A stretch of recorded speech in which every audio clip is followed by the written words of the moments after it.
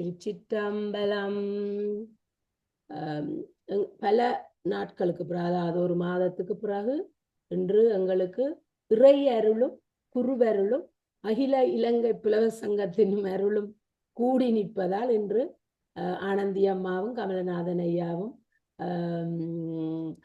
ஒருங்கிணைந்து இந்த எங்களுக்கு இந்த திருவாச வகுப்பை மீண்டும் எங்களுக்கு நடத்துவதற்கு முன் வந்ததற்கு முதல் நன்றியை தெரிவித்து கொண்டு இறை வணக்கத்துடன் இன்றைய திருவாசக வகுப்பை தொடங்கலாம் என்று இறை வணக்கத்தை நானே படிக்கவும் முன் வந்துள்ளேன். திருச்சிற்றம்பலம். பிடியதனூருகுமை கொள்ளமிகுகரியது படி கொடுதனதடி வழிபடும் அவரிடர் கடி கணபதி வரம் அருளினன் மிகு கோடை வடிவினர் பயில் வலி வலமுறையுறையே வடிவினர் பயில் வலி வலமுறையுறையே.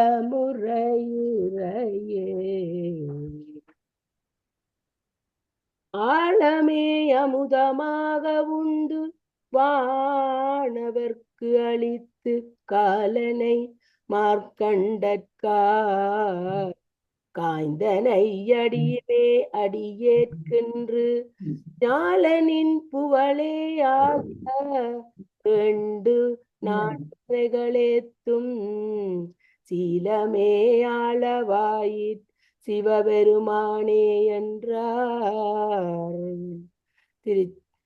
நம பார்வதீபதே ஹரஹர மகாதேவா.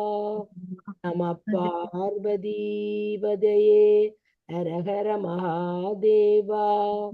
நம பார்வதீபதே ஹரஹர மகாதேவா. தென்னாடுடைய சிவனே போற்றி எந்நாட்டவர்க்கு இறைவா போற்றி பாவாய் கனகத்திரளே போற்றி கையானே போற்றி போற்றி இன்பமே சூழ்க எல்லோரும் வாழ்க. திருச்சிற்றம்பலம். சிற்றம்பலம். இன்று திருவாசகத்தின் தொடர்ச்சி வகுப்பாக நமக்கு திருச்சதகம் என்ற தலைப்பின் கீழ் காருண்ய தீரங்கள் பற்றி சைவப்புலவர் ஆனந்தி ஜெயரத்னம் அம்மா அவர்கள் எங்களுக்கு வருகை தந்துள்ளார். அவர்களை எல்லோர் சார்பிலும் வருக வருக என்று வரவேற்று வகுப்பை தொடக்கி வைக்குமாறு அன்புடன் அவரை அழைக்கின்றோம். நன்றி ஆனந்தி அம்மா. நன்றி நன்றி. என்று இந்த நிகழ்விலே இணைந்திருக்கின்ற பெரியோர்களே, சைவப்புலவர்களே, சைவப்புலவர் சங்க தலைவர் கமல்நாதன் ஐயா அவர்களே, இந்த நிகழ்வை நெறிப்படுத்தி கொண்டிருக்கின்ற திருமதி கமலா ரவீந்திரன் அம்மையார் அவர்களே மற்றும் அனைத்து பெரியோர்களுக்கும் என்னுடைய பணிவான வணக்கங்களை முதலிலே தெரிவித்துக் கொள்கின்றேன். நீண்ட ஒரு இடைவெளி, ஒரு மாத இடைவெளிக்கு பின்னர் மீண்டும் நாங்கள் இந்த திருவாசக தொடர் விரிவுரையை இன்று மீண்டும் தொடங்க இருக்கின்றோம். அந்த வகையிலே 51 பதிகங்களை கொண்ட திருவாசகத்திலே 5வது பகுதியாகிய திருச்சதகம், அந்த சிறு திருச்சதகம் 100 பாடல்களை கொண்ட திருச்சதகத்திலே இன்று ஏழாவது பகுதி காருண்யத்திரங்கள் என்ற தலைப்பின் கீழே இந்த திருச்சதகம் ஏற்கனவே உங்களுக்கு தெரியும், அந்தாதி முறையிலே, அதாவது ஒரு பாட்டினுடைய கடைசி இறுதி அடி, இறுதி சொல், முடிக்கும் சொல் அடுத்த பாடலினுடைய தொடக்க சொல்லாக வரும். அதுதான் அந்தாதி முறை. அந்தம் ஆதியாக வர்றது அந்தாதி முறை. அது ஒரு தொடை மாதிரி வரும். இலக்கணத்திலே அது ஒரு முக்கியமான பகுதி, அழகான பகுதி. திருச்சதகத்திலே 100 பாடலும் அதே அந்தாதி முறையிலே அமைக்கப்பட்டிருக்கின்றது. அது உங்களுக்கு தெரியும். அதிலே அந்த திருச்சதகத்திலே 100 பாடல்களும் 10 பாடல்களாக பிரிக்கப்பட்டு ஒவ்வொரு தலைப்பின் கீழே தொகுக்கப்பட்டிருக்கின்றன. அந்த வகையிலே 7வது பகுதியாக இருக்கின்றது காருண்யத்திரங்கள் என்ற பகுதி. இது இதனுடைய யாப்பு அமைப்பு அறுசீர் ஆசிரிய விருத்தம் என்ற யாப்பு வகையினதாக இருக்கின்றது. காருண்யத்திரங்கள் என்ற பகுதி. அது காருண்யம் என்று சொன்னால் இரக்கம், இரக்கம். காருண்யத்தில் இரங்கல் என்று சொன்னால் தன்னிரக்கம், கழிவிரக்கம். அதாவது இறைவன் மேல் கொண்ட பற்றினாலே ஒரு ஆன்மா இறைவனை போய் சேராமல், இன்னும் நான் இறைவனை போய் சேரவில்லையே, இறைவனை நான் அழைக்கவில்லையே, நானும் இன்னும் இந்த உலகத்திலே, இந்த துன்பங்கள் துயரங்கள் நிறைந்த உலகத்திலே இன்னும் நான் வாழ்ந்து கொண்டிருக்கின்றேன் என்று சுய இரக்கம், கழிவிரக்கம் கொள்வதுதான் இந்த காருண்யத்து இரங்கல் என்ற பகுதியிலே வருகின்ற 10 பாடல்களும் குறித்து நிற்கின்றன. இந்த பாடல்களை நாங்கள் பார்த்தோம். 1வது பாடலை பார்த்தால், காய வாழ்க்கை சங்கரா போற்றி வான நிறுத்தனை போற்றி எங்கள் விடலையே போற்றி ஒப்பில் ஒருத்தனை போற்றி உம்பர் தம்பிரான் போற்றி தில்லை நிறுத்தனை போற்றி எங்கள் நிர்மலா போற்றி போற்றி. தரிக்கிலேன் காய வாழ்க்கை, இந்த உலகத்து வாழ்க்கையை நான் தரித்திருக்க மாட்டேன், என்னாலே அதனை தாங்கிக் கொள்ள முடியவில்லை. இந்த உலகம் துயரம் நிறைந்தது, இன்ப துன்பங்கள் நிறைந்தது, இது ஒரு முடிவில்லாத துயரத்துக்குரியது. அதனால இந்த வாழ்க்கையை என்னால் தரிக்க முடியவில்லை, இந்த துன்பங்களிலே துயரங்களிலே என்னால் தாங்கிக் கொள்ள முடியவில்லை. இந்த இதிலே மாணிக்க வாசகர், உண்மையிலே மாணிக்க வாசகர் தனியானவர். அவர் நல்ல ஒரு நிலையில இருந்தவர். அரிமர்த்தன பாண்டியனுடைய பிரதம அமைச்சராக இருந்தவர். அப்படியெல்லாம் இருந்த ஒரு பெரிய நிலையில இருந்தவர். அவருக்கு உண்மையிலே காய வாழ்க்கை தரிக்கிறேன் என்று சொல்வதற்காக இல்லை, அவர் தன்னுடைய துன்பத்தை உண்மையில சொல்லவில்லை. இந்த முழு ஆன்மாக்களுக்கும், உலகத்திலே இருக்கின்ற முழு ஆன்மாக்களுக்குமான ஒரு பிரதிநிதியாக தன்னை கொண்டு இந்த உலகத்திலே வாழ்கின்ற எல்லா உயிர்களும் உண்மையிலே துயரத்தை அனுபவித்துக் கொண்டிருக்கின்றன. உண்மையிலே உண்மையான இன்பம் இறைவனை அடைகின்ற அந்த வீடு பேறு என்று சொல்லப்படுகின்ற அந்த முத்தி நிலைதான் உண்மையான நிலையான இன்பம். அதற்கு முதல் இங்கே இருக்கின்ற சிற்றின்பமா அல்லது வேறு இன்பங்கள் எல்லாமே இந்த ஐம்புலன்களாலே நுகரக்கூடிய எல்லா இன்பங்களுமே ஒரு தற்காலிக இன்பம். அது மட்டுமல்ல, அது ஒரு துன்பத்தினுடைய இருக்கின்றது. இந்த உலக வாயம் என்றால் உடல் மூலமாக படுகின்ற துன்பங்கள், நோய் நொடிகளையும் சொல்ல, அல்லது மனத்துயரங்கள் எல்லாவற்றையும் ஒன்று சேர்த்து சொல்லலாம். அப்ப அப்படிப்பட்ட இந்த காய வாழ்க்கை, இந்த உடலை கொண்டு வாழ்கின்ற அந்த வாழ்க்கை தரிக்கிலேன் என்று சொல்வது எல்லாருக்குமாகத்தான் அவர் பாடுகிறார் என்று நாங்கள் கொள்ள வேண்டும். நாங்கள் ஒரு மாணிக்கவாசருடைய எல்லா பாடல்களை பார்த்தாலும் அவர் சில வேளை தன்னை ஒரு பெண்ணாக உருவாய்த்து நாயகியாக இறைவனை நாயகனாக அப்படியெல்லாம் பாடி வைக்கிறார். அதே போல ஒரு துன்பத்திலே உழலுகின்ற ஒரு இனிலேருந்து ஒரு அடிமட்டத்தில் இருக்கிற ஒரு ஆன்மாவாக தன்னை உருவகிச்சிருக்கிறார். ஆனா உண்மையிலே அவர் சமூகத்திலே மிக உயர்ந்த நிலையிலே பிரதம அமைச்சராக இருந்த ஒரு உயர்ந்த நிலையில் இருந்தவர். இருந்தாலும் மற்ற ஆன்மாக்களின் கொண்ட கருணையினாலே அந்த ஆன்மாக்கள் எல்லோருக்கும் வீடு பேறு கிடைக்க வேண்டும் என்ற அந்த உன்னத நினைவாலே அவர் அதனை எல்லோருக்குமாக, எங்கள் எல்லோருக்குமாக சேர்ந்து பின்வந்து இருக்கின்ற இப்போது இருக்கின்ற இப்போ இத்தனை வருடம் 8ஆம் நூற்றாண்டிலே மாணிக்க வாசகர் வாழ்ந்தார் என்று அறிகின்றோம். அப்போ இவ்வளவு காலம் தாண்டி 21ஆம் நூற்றாண்டையும் தாண்டி நாங்கள் வாழ்ந்து கொண்டிருக்கிறோம். இந்த காலத்துக்கும் பொருத்தமாக இந்த உலகத்திலே உழன்று கொண்டிருக்கின்ற இந்த ஆன்மாக்களுக்காக வேண்டி அவர் தானே அதனை, தாய் எப்படி மருந்து குடிச்சு குழந்தைக்காக தானே மருந்து குடிக்கிறதாம், அதே போல அவர் எங்களுக்காக பின்வருகின்ற ஆன்மாக்களுக்காகவும் சேர்த்து, உலகத்திலே வாழ்கின்ற அத்தனை ஆன்மாக்களுக்காகவும் சேர்த்து அவர் தரிக்கிலேன் காய வாழ்க்கை என்று பொதுவாக சொல்லிவிட்டார். சரிக்கிலேன் காய வாழ்க்கை சங்கரா போற்றி போற்றிங்க. இந்த பாடல்களே இறைவனை போற்றி போற்றி என்று வழிபாடு செய்கின்ற புகழுகின்ற மாதிரியும் வருகின்றது. சங்கரா போற்றி, சங்கரன் என்ற சிவன் உங்களுக்கு தெரியும். சங்கரா போற்றி வான விருத்தனே போற்றி எங்கள் விடலையே போற்றி. விருத்தன் என்று சொன்னால் வயது முதிர்ச்சி அடைந்த ஒருவர், அதான் விருத்தர். பாலர் விருத்தர் என்று அழைப்பார்கள். விருத்தர் என்று சொன்னா வயது முதிர்ச்சி அடைந்தவர், வயோதிபர் என்று சொல்லலாம், அல்லது முதிர்ச்சி அடைந்த நிலையில் இருக்கிற ஒருவர். எங்கள் விடலையே போற்றி. விடலை பருவம் என்று சொன்னால் இளம் பருவம், கட்டிளம் பருவம் அல்லது இளம் பருவம் என்று சொல்லலாம். அப்போ அது பாலர் என்றானே, விருத்தர் என்றான, இளமை என்றான, முதுமை என்றான, எந்த நிலையிலே இருப்பவரையும் இறைவனா ஒப்பிட்டு, இறைவனை அடியார்க்கு அடியாராக, விருத்தராயிருப்பவர்களுக்கு அவர் ஒரு விருத்தர், ஒரு முதிர்ச்சி அடைந்த ஒரு ஆளாக அவர் அதை உணர்ந்து கொண்டு அருள் செய்வார். அதே போல விடலை பருவம் உள்ள அல்லது இளம் பிள்ளைகள் என்றால் அதற்கு ஏத்த மாதிரி அவர் எல்லா நிலையில உள்ளவர்களுக்கும் இறைவன் தான் கடவுள். அப்ப அவரை அந்தந்த நிலையில் வழிபடுகிறது.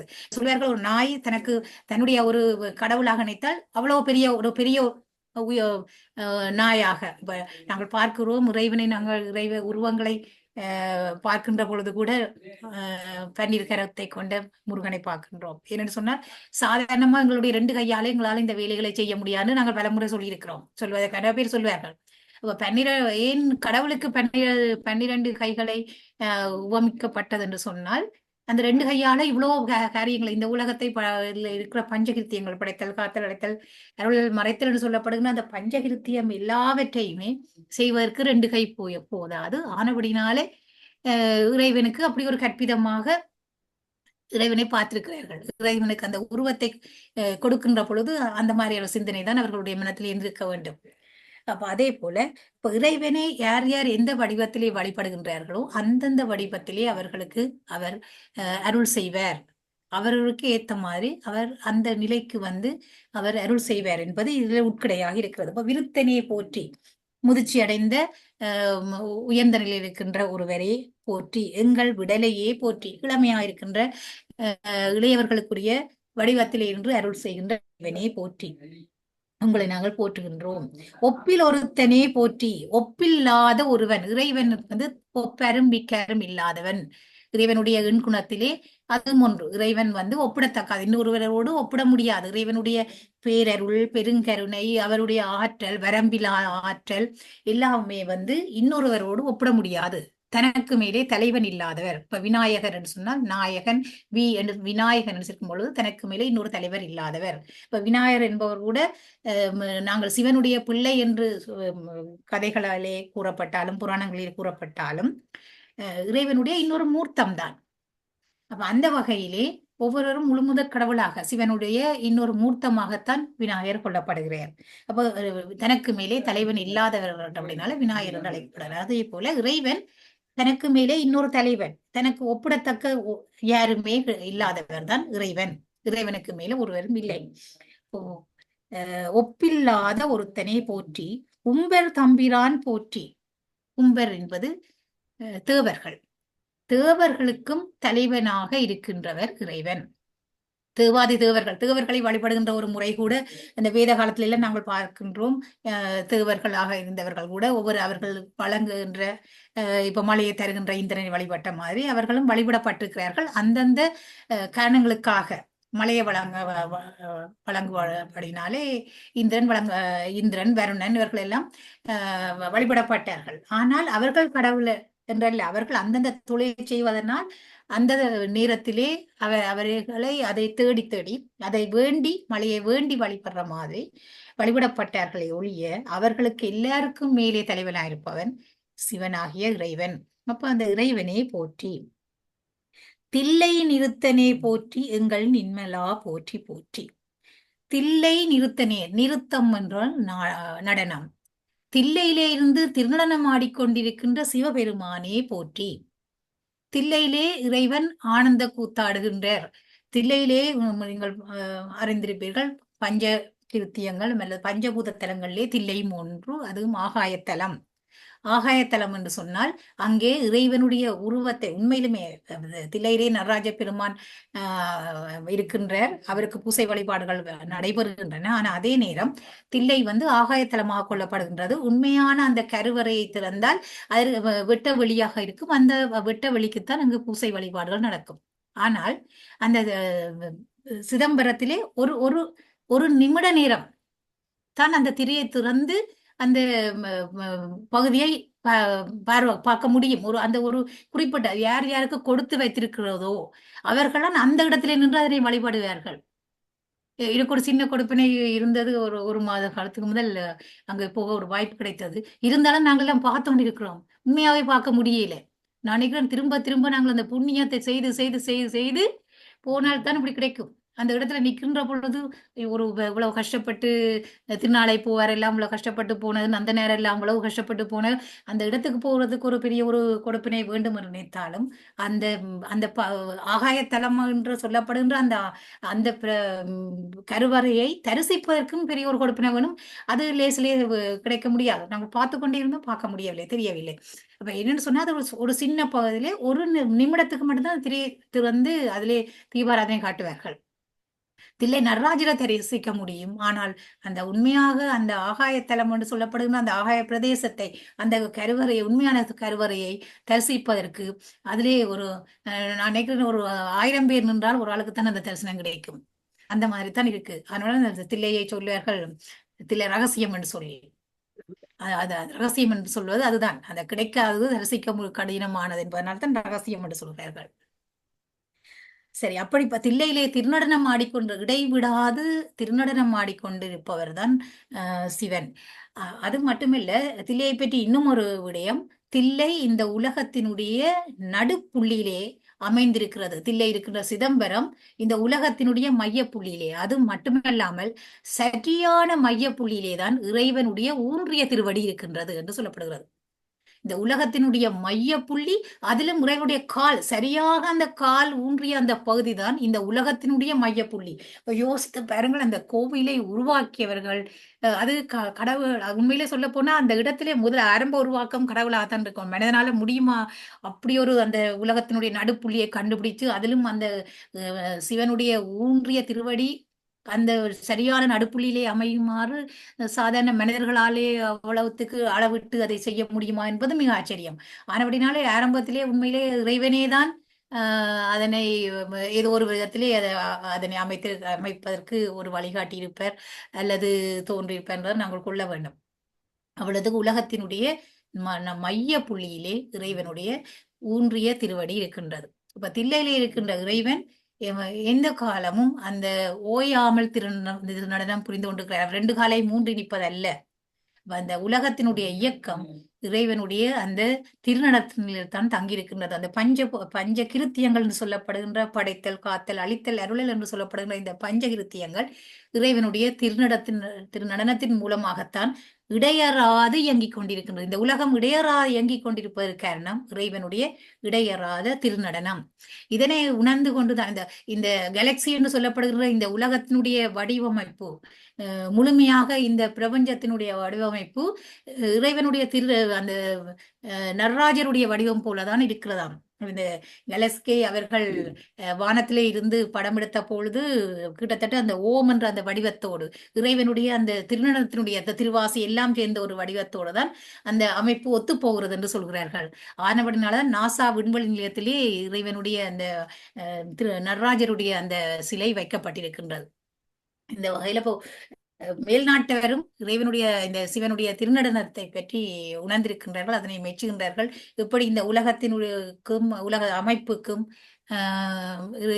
இறைவனுடைய அந்த திருநடனத்துக்கும் தொடர்பு இருக்கின்றது என்பதை அந்த விண்வெளியும், அதாவது ஆன்மீகமும் விஞ்ஞானமும் எப்படி ஒரு புள்ளியிலே சாதிக்கிறது என்பதற்கு இது ஒரு உதாரணமாக நாங்கள் சொல்லிக் கொள்ளலாம். அந்த பெரிய ஐன்ஸ்டீன் எல்லாம் சொல்லியிருக்கிறார், அந்த இறைவனை நாங்கள் அந்த இவ்வளவுதான் விஞ்ஞானம் முன்னேறி கொண்டு போனாலும் நாங்கள் அதையெல்லாம் தாண்டின ஒரு சக்தியை உணரக்கூடியதாக இருக்கின்றது. அவர் நிறைய ஆராய்ச்சி செய்த ஒரு விஞ்ஞானி. அப்ப அவர் சொல்லியிருக்கிறார், நான் ஒரு பெரிய பேரொளியாக நான் தரிசிச்சிருக்கிறேன். அது இந்த எங்களுடைய சாதாரண அறிவு எல்லாத்தையும் கடந்த ஒரு பேரொளியாக, என்னுடைய அறிவினுடைய பேரொளியாக நான் அதை உணர்ந்திருக்கின்றேன் சொல்லி ஆல்பர்ட் ஐன்ஸ்டீன் என்று சொல்லப்பட்ட அந்த பெரிய விஞ்ஞானியே குறிப்பிட்டிருக்கிறார் என்று சொன்னால், இப்படி அந்த எங்களுடைய ஆன்மீகமும் எங்களுடைய கோவில் அமைப்பும் எங்களுடைய வழிபாட்டு முறையும் இவ்வளவு தூரம் விஞ்ஞானமயமாக இருக்கின்றது என்பதை நாங்கள் உணர்ந்து கொள்ளக்கூடியதாக இருக்கிறது. நிறுத்தனை போற்றி எங்கள் நின்மலா போற்றி. நின்மலன், மலன் என்று சொன்னால் மலங்களால் பீடிக்கப்பட்ட, நின்மலம் என்று சொன்னால் அதற்கு எதிர்க்கிறது மலங்களால் பீடிக்கப்படாதவர் இறைவன். இயல்பாகவே பாசங்களில் நீங்கியவர் தான் இறைவன். ஆன்மாக்கள் இயல்பாகவே பாசங்களால் பீடிக்கப்பட்டவை. இறைவன் பசுபதி, எங்களுடைய சைவ சித்தாந்தம் இறைவனை பதி என்று அழைக்கும். பதியினுடைய இயல்புகளாக சொல்லப்படும் பொழுது பாசங்களினாலே பீடிக்கப்படாதவர், அனாதியானவர், இந்த உலகத்தில் உலகத்தையும் உலகத்தில் உள்ள பொருட்களையும் மற்ற ஆன்மாக்கள் எல்லாவற்றையுமே இயக்கிக் கொண்டிருப்பவர், பஞ்சகிருத்தியங்களாலே இயக்கிக் கொண்டிருப்பவர், தோற்றமும் முடிவும் இல்லாதவர் என்று இந்த சைவ சித்தாந்தம் பதியை பற்றி பேசும். இங்கே நின்மலா போற்றி என்பது மலங்களாலே பீடிக்கப்படாத, மலப்பற்று இல்லாத, மலங்களற்றவர் நின்மலன். அப்படிப்பட்டவர் தான் பதியாகிய இறைவன். அவருக்கு போற்றி. இங்கே போற்றி என்று முடிகிறது. அடுத்த பாடல் போற்றி என்று தொடங்குகிறது. போற்றியோ நமச்சிவாய புயங்கனே மயங்குகின்றேன், போற்றியோ நமச்சிவாய புகலிடம் புரிதொன்றில்லை, போற்றியோ நமச்சிவாய புறமெனை போக்கல் கண்டாய், போற்றியோ நமச்சிவாய சய சய போற்றி போற்றி. போற்றியோ நமச்சிவாய. நமச்சிவாய என்றது ஐந்தெழுத்து, திருவைந்தெழுத்து. எங்களுடைய எல்லா நாயன்மார்களும் திருவைந்தெழுத்துக்கு அதிக முக்கியத்துவம் கொடுத்திருக்கிறார்கள். இந்த திருவைந்தெழுத்து பஞ்சாட்சரம் இது எல்லா அதாவது மந்திரங்களிலே தலையாய மந்திரம் இந்த திருவைந்தெழுத்து. அதனால அந்த மந்திரத்தை சொல்லி போற்றி. போற்றியோ நமச்சிவாய புயங்கனே மயங்குகின்றேன். இறைவனே நான் மயங்குகின்றேன். எப்படி? இந்த உலக பற்றுக்கள், உலகத்தில் இருக்கின்ற பொருட்கள், போகங்கள் எல்லாவற்றினாலும் நான் மயங்குகின்றேன். போற்றியோ நமச்சிவாய புகலிடம் புரிதொன்றில்லை. திரும்பவும் அந்த போற்றியோ நமச்சிவாய் என்றது நமச்சிவாய என்ற திருவைந்தெழுத்து கொடுக்கின்ற முக்கியத்துவம். நாங்கள் அதனை போற்றியோ நமச்சிவாய் என்று எடுக்கலாம். போற்றியோ நமச்சிவாய் என்பதை அதை சேர்த்து சொல்கின்ற பொழுது போற்றியோ நமச்சிவாய என்று வருகின்றதாக கொள்ளலாம். புகலிடம் பெரிதொன்று இல்லை. புகலிடம் என்பது அடைக்கலம். நாங்கள் அடைக்கலமாக செல்லக்கூடிய பொருள் வேறு ஒன்று இல்லை. இறைவனை தவிர நாங்கள் அடைக்கலமாக கொள்ளக்கூடிய பொருள் அல்லது கதி எங்களுக்கு வேறு ஒன்று இல்லை. இப்ப தற்காலிகமான அடைக்கல பொருட்கள் இருக்கலாம், வேறு வேறு சந்தர்ப்பத்திலே வேறு வேறு தற்காலிக அடைக்கல பொருட்கள் இருக்கலாம். எங்களுக்கு நிரந்தரமான அடைக்கல பொருள் பதியாகிய இறைவன்.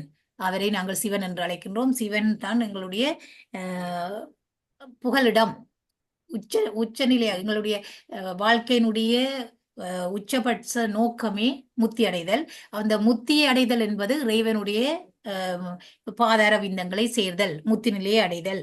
அப்போ எங்களுக்கு உச்சபட்சமான புகலிடம் அந்த இறைவன். அந்த முத்தி நிலையிலே நாங்கள் யாரை போய் அடைகின்றோமோ, யாருடைய பாதத்தை சேர வேண்டும் என்று நினைக்கின்றோமோ, அதுதான் எங்களுடைய உச்சபட்ச புகலிடம். அதை விட சிறந்த புகலிடம் வேறொன்றில்லை. புகலிடம் புரிதொன்றில்லை. போற்றியோ நமச்சிவாய புறமெனை போக்கல் கண்டாய். என்னை நீ புறமாக விட்டாய். இது கன இடங்களிலே அவர் அப்படி சொல்லுகிறார். என்னை நீ புறமே போக விடுவாயா, என்னை புறம் என்னை விட்டு கொடுத்து விட்டாய். இந்த மாணிக்கவாசகருடைய கதை உங்களுக்கு தெரியும். மாணிக்கவாசகரை இறைவன் குருந்த நிழலிலே ஆட்கொண்ட பிறகு அவர் அங்கே இந்த பூதகணங்களையும் மற்றது முனிவர்களையும் எல்லாரையும் அங்கே அவருடைய சீடர்களாக வைத்துக் கொண்டுதான் இவருக்காக காத்து கொண்டிருந்தவர்.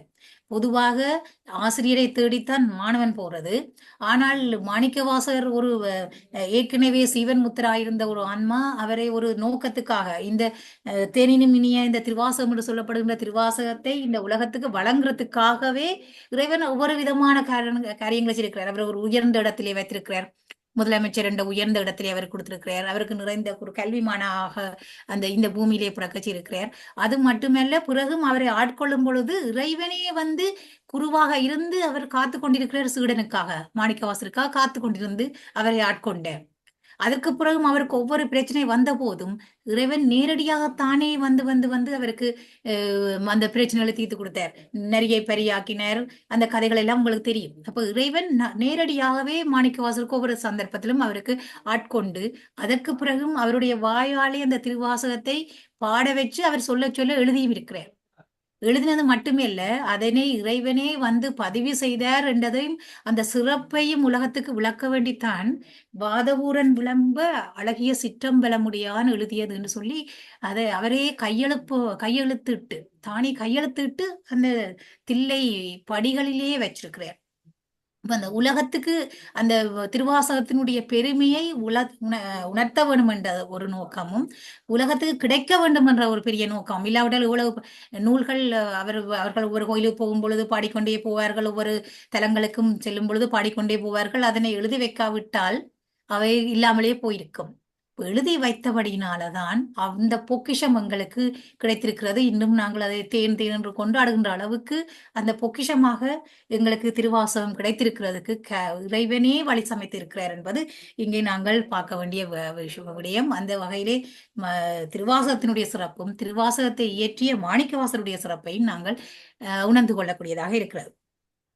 அப்ப இங்கே மாணிக்கவாசர் வந்து எழுதி வைத்து ஒவ்வொன்றை அதை எழுதி வைத்தது மட்டுமல்ல, அதற்கு பிறகு இந்த அவர் தன்னுடைய சீடர்களாக வைத்திருந்த அவ்வளவு பேருக்கு முத்தி கொடுத்து தன்னுடைய உலகத்துக்கு மீளச் செய்து விட்டார், சிவன் உலகத்துக்கு. ஆனால் மாணிக்கவாசரை மட்டும் அவருக்கு முத்தி கொடுக்கவில்லை, அவரை இங்கேயே தங்க விட்டார்.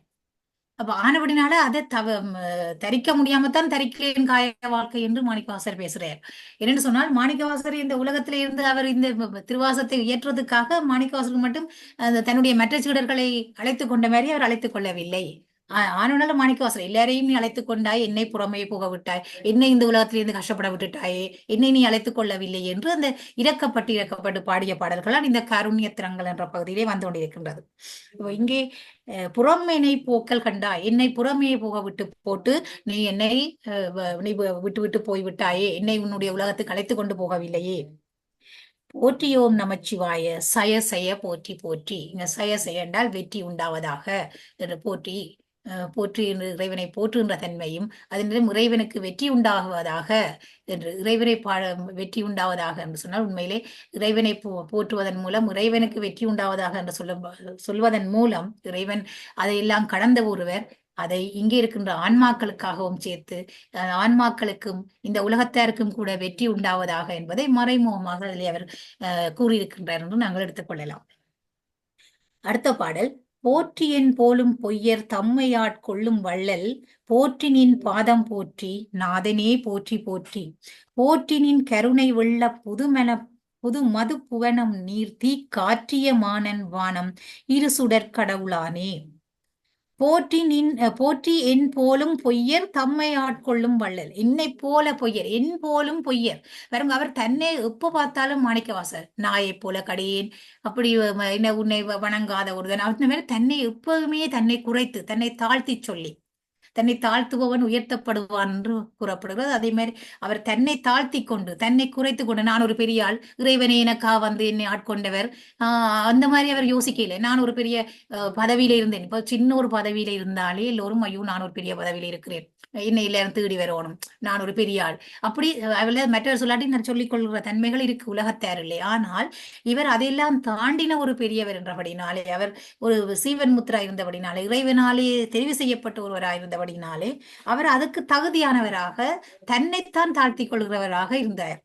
நான் ஒரு பொய்யன், நான் ஒரு கடையன், நான் நாயை போல இருக்கிறேன், நான் எந்த சிறப்பும் இல்லாதவன் என்று தன்னைத்தான் சொல்றார். எல்லா சிறப்பும் உள்ளவர் தான் சொல்றார், நான் ஒரு எந்த சிறப்பும் இல்லாதவன். அப்போ என்னை போலும் பொய்யர் தம்மை ஆட்கொள்கின்ற வள்ளல் இறைவன். அப்ப இறைவன் எப்படிப்பட்டவரையும் ஆட்கொள்ளுகிறார், பொய்யராயிருக்கிறவரையும் ஆட்கொள்ளுகிறார். அப்போ தனிய நீரு பூசுகிற பூசு நீரு போல் உள்ளும் புனியர்கள் என்று அப்படியானவை மட்டும்தான் அவர் ஏற்றுக்கொள்ளுவார் என்று இல்லை. அவர் பொய்யராயிருக்கிறவரையும் உண்மையான அன்போடு வழிபட்டால், திருடனாயிருந்தாலும் ஏற்றுக்கொள்ளுவார், இவனாயிருந்தாலும் ஏற்றுக்கொள்வார். தன்னை போல தன்னை அதாவது உள்ளன்போடு வழிபடுகின்றவர்களுக்கு இறைவன் வந்து நிற்பார். அப்ப என்னை போலும் பொய்யரையும் கூட இறைவன் ஆட்கொள்ளுவார். அப்ப பொய்யர் இல்லாமல் இருக்கின்ற மெய்யர்களை எப்படி ஆட்கொள்வார் என்பது அந்த உட்கடையான ஒரு கருத்தாக நாங்கள் எடுத்துக்கொள்ள வேண்டும். அப்ப இறைவன் என்னை போலும் பொய்யர்களை கூட அவர் ஆட்கொள்ளுகிறார். தம்மை ஆட்கொள்ளும் வள்ளல் போற்றினின் பாதம் போற்றி நாதனே போற்றி போற்றி. நாதன் என்பது தலைவன், இந்த உலகத்துக்கு எல்லாம் தலைவனா இருக்கின்ற நாதனே போற்றி போற்றி. போற்றினின் கருணை வெள்ள புது மது புவனம். இந்த கருணை வெள்ளத்தாலே இந்த புது மது என்றால் மயக்கத்தை உண்டாக்குகின்ற ஒரு பொருள். அப்ப அப்படி மயக்கத்தை உண்டாக்குகின்ற இந்த உலகத்திலே இறைவன் எப்படி இருக்கிறார், கருணை வெள்ளமாக இருக்கின்றார். இறைவன் இந்த ஆன்மாக்கள் மேலே கொண்ட கருணையால தான் இறைவன் இந்த உலகத்தை படைத்து கொடுத்ததும் அதற்காகத்தான். ஏன் இந்த ஆன்மாக்கள் ஈடேற்றம் பெற வேண்டும். அப்ப ஈடேற்றம் பெற வேண்டும் என்று சொன்னால் அவர்கள் சேர்த்து வைத்திருக்கின்ற அந்த வினை தொகுதிகள் இயல்பாகவே பாசங்களாலே பிடிக்கப்பட்டவைதான் இந்த ஆன்மாக்கள். அந்த ஆன்மாக்கள் அந்த வினைகளை அனுபவித்து தீர்க்காமல் அவர்கள் முத்தியை அடைய முடியாது. அப்படினால இந்த முதல் இந்த சாலோகம், சாமீபம், சாரூபம், சாயுச்சியம் என்று சொல்லப்படுகின்ற முத்திகளிலே முதல் 3 முத்தியும் அவர்கள் மீண்டும் பிறக்கிறதுக்கு சந்தர்ப்பங்களும் இருக்கு. ஆனபடியினாலே அந்த சாயுச்சியம் என்று சொல்லப்படுகின்ற மாதிரியான அந்த உயர்நிலையான முத்தி மீண்டும் புறவாத அந்த முத்தி நிலை அடைய வேண்டும் என்று சொன்னால் இந்த ஆன்மாக்கள் தங்களுடைய வினை தொகுதியை அனுபவித்து முடிக்க வேண்டும், அனுபவித்து கழிக்க வேண்டும். அந்த ஆன்மா வறுத்த வித்து போல முளையாத நிலை, மீண்டும் உருவாகாத நிலையை அடைய வேண்டும். அந்த வினை தொகுதிகள் வறுத்த வித்து போல ஆக வேண்டும் என்று சைவ சித்தாந்தம் பேசுகிறது. அப்போ அப்படியான வினை தொகுதிகள் எல்லாவற்றையும் அழிக்க வேண்டும் என்பதற்காக இந்த உலகத்தையும் இந்த உயிர்களுக்கு ஒரு உடலையும் எல்லாம் படைத்து கொடுத்து அந்த பஞ்சகிருத்தியங்களையும் செய்கின்றார் இறைவன் இந்த ஆன்மாக்களின் மேல் கொண்ட கருணையாலே. ஆனபடினாலே அவரை வள்ளல் என்றும் அழைக்கப்படுகின்றார். கருணை வெள்ளம், அவருடைய கருணை வெள்ளத்தால் தான் இவர் இந்த பஞ்சகிருத்தியங்களையும் செய்கின்றார். இதற்காக ஆன்மாக்கள் ஈடேற்றம் பெற வேண்டும் என்பதற்காக. கருணை வெள்ள புதுமது புவனம், புவனம் என்பது இந்த உலகம். நீர் தீ காற்றிய மானன் வானம் இரு சுடர் கடவுளானே. இறைவன் எப்படியா இருக்கின்றார்? நீராக இருக்கின்றார், தீயாக இருக்கின்றார், காற்றாக இருக்கின்றார், இந்த வானமாக இருக்கின்றார், ஆகாயமாக இருக்கின்றார். இந்த பஞ்சபூதங்களாகவும் இருக்கின்றார். அதை விட இரு சுடர் கடவுளானே. இரு சுடர்கள் என்று சொல்லப்படுபவை இந்த வானத்தில் இருக்கின்ற 2 சுடர்கள், அதாவது பகலிலே ஒளிர்கின்ற சூரியனும் இரவிலே ஒளிர்கின்ற சந்திரனும் ஆகிய 2 சுடர்கள். 2 சுடர்கள் இறைவனுடைய 2 கண்களாக ஓமிக்கப்படுகிறது. சந்திரனும் இறைவனுடைய 2 கண்களாக ஓமிக்கப்படுகிறது. இந்த அக்கியை அவருடைய நெற்றிக்கண்ணாக ஓமிக்கப்படுகிறது. அப்போ இந்த பஞ்ச பூதங்களாக இருப்பவர் இறைவன். உங்களுக்கு தெரியும், பஞ்சபூத தலங்கள் இருக்கின்றன. ஒவ்வொரு இறைவன் ஒவ்வொரு தலத்திலும் விசேடமாக அந்த உதாரணமா நான் இப்ப சொன்ன மாதிரி சிதம்பரம் எப்படி ஆகாய தலமாக கொள்ளப்படுகிறது, திருவண்ணாமலை எப்படி தீக்குரிய ஜோதிக்குரிய தலமாக கொள்ளப்படுகின்றது, மற்றது நீர், அப்படி பஞ்சபூத தலங்கள் இருக்கின்றன. எனக்கு நடக்க ஞாபகம் இல்லை. அப்படி ஒவ்வொரு தலங்களுக்கும் ஒவ்வொரு திருவானைக்கா நீருக்குரிய தலம். அப்படி ஒவ்வொரு பஞ்சபூத தலமும் எதற்காக உருவாக்கப்பட்டிருக்கிறது? இறைவனே அது குறிப்பாக அந்த அந்த பூதத்துக்குரிய வடிவத்திலே இறைவனை வழிபடுவதற்காக. ஆனால் அதே நேரம் இந்த உலகம் முழுவதும் பஞ்சபூதங்களால் ஆக்கப்பட்டது. அந்த பஞ்சபூதங்களாலே ஆக்கப்பட்ட அந்த உலகம் முழுவதும் நிறைந்திருக்கிறது, வியாபித்திருப்பவர் இறைவன் தான். அப்போ இந்த பஞ்சபூதங்களாகவும் இருசுடராகவும் இருக்கின்ற இறைவனே உம்மை நாம் வழிபடுகின்றோம் என்பது இந்த பாடலுடைய கருத்தாக இருக்கின்றது. கடவுளே போற்றி என்னை கண்டுகொள் அருளு போற்றி, விடவுளே உருக்கி என்னை ஆண்டிட வேண்டும் போற்றி, உடலிது களைந்திட்டு ஒல்லை உம்பர் தந்தருளு போற்றி, சடையுளே கங்கை வைத்த சங்கரா போற்றி போற்றி. கடவுளே போற்றி, எல்லாவற்றையும் கடந்து நிற்கின்ற கடவுள் என்று சொன்னால் கடவுள் கடந்தும் உள்ளும் நிற்பவர் என்பதனால் கடவுள். கடவுள் என்ற அந்த சொல்லினுடைய கருத்து அதுதான். அதாவது ஆன்மாக்களுக்கு வேறாகவும் உள்ளாகவும், அதாவது அகம் பிரம்மாஸ்மி என்று சொல்லப்படுற மாதிரி, அகம் பிரம்மாஸ்மி என்றால் நானே கடவுள். நானே கடவுள் என்று சொன்னால் நான் அல்ல, எனக்குள்ளே இருப்பவர் கடவுள். ஒவ்வொரு ஆன்மாக்குள்ளேயும் நிறைந்திருப்பவர் கடவுள். இந்த வேதாந்தம் பேசுகின்றது, பிரதிபிம்பவாதம் அப்படி எல்லாம் இருக்கு. எப்படி என்று சொன்னால் ஒவ்வொரு ஆன்மாக்களுக்குள்ளேயும் ஒவ்வொரு உயிருக்குள்ளேயும் பிரதிபிம்பமாக பிரதிபலிப்பவர் இறைவன். அந்த ஒரே உயிர், ஒரே பேர் பரமாத்மான்னு சொல்லப்படுகின்ற அந்த ஆத்மா இறைவன் ஒவ்வொரு உயிருக்குள்ளேயும் ஒவ்வொரு உடலுக்குள்ளேயும் பிம்பமாக இருக்கின்றார். அது உண்மை அல்ல. பரமாத்மா என்று சொல்லப்படுகின்ற ஒரே ஒரு ஆன்மாதான் உண்மையானது, பரம்பொருள் மட்டுமே உண்மையானது என்று சொல்லி அது பரம்பொருள் என்று அழைக்க மாட்டார்கள், பரமாத்மா என்று அழைப்பார்கள். வேதாந்தம் அப்படி பேசும். ஆனால் சைவ சித்தாந்தம் உண்மை பொருள் 3 என்று பேசும். அப்ப அங்கே பதி பசு பாசம் என்று சொல்லப்படுகின்ற இந்த முப்பொருளும் உண்மையானவை அனாதியானவை என்று சைவ சித்தாந்தம் பேசுகின்றது. அப்போ இங்கே இறைவனை வந்து அந்த எல்லா உயிர்களுக்குள்ளேயும் நிறைந்து நிற்பவர். அப்ப கடந்தும் உள்ளே நிற்பவர். வெளியிலே இருக்கின்ற உலகமா இருப்பவனும் இறைவன் தான். எங்களுக்கு உள்ளே இருக்கின்ற எங்களுடைய ஆன்மாவாக நாங்கள் உணர்கின்றது கூட இறைவன் தான். நாங்கள் எங்களுக்குள்ளே அகம் பிரம்மாஸ்மி என்று சொல்லப்படுகின்ற எங்களுக்கு இறைவனே எங்களுக்குள்ளே இருப்பார் என்பதை தான் அந்த மகா வாக்கியம் பேசுகிறது. தத்துவம் அசி என்பது நீ அதுவாக இருக்கின்றாய் என்றால் இதிலே இருக்கின்ற ஆன்மாவாக இருக்கின்ற எமக்குள்ளே எமக்கு வெளியே இருப்பவர்களும் இறைவனுடைய பிரதிபிம்பம். அவர்களுக்குள்ளேயும் இறைவனுடைய அந்த பிரதிபிம்பம் இருக்கின்றது.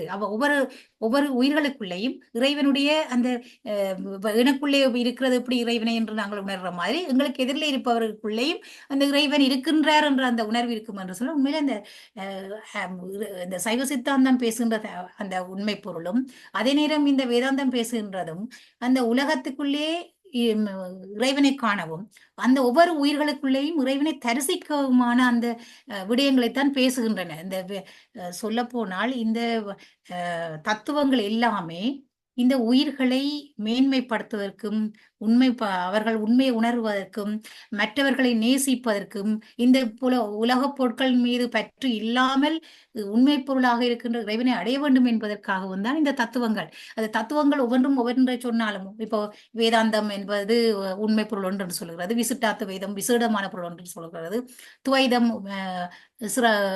உண்மை பொருள் 2 என்று சொல்கிறது, சைவ சித்தாந்தம் உண்மை பொருள் 3 என்று சொல்கிறது. எப்படி சொன்னாலும் எல்லா தத்துவங்களும் பேசுவது என்ன?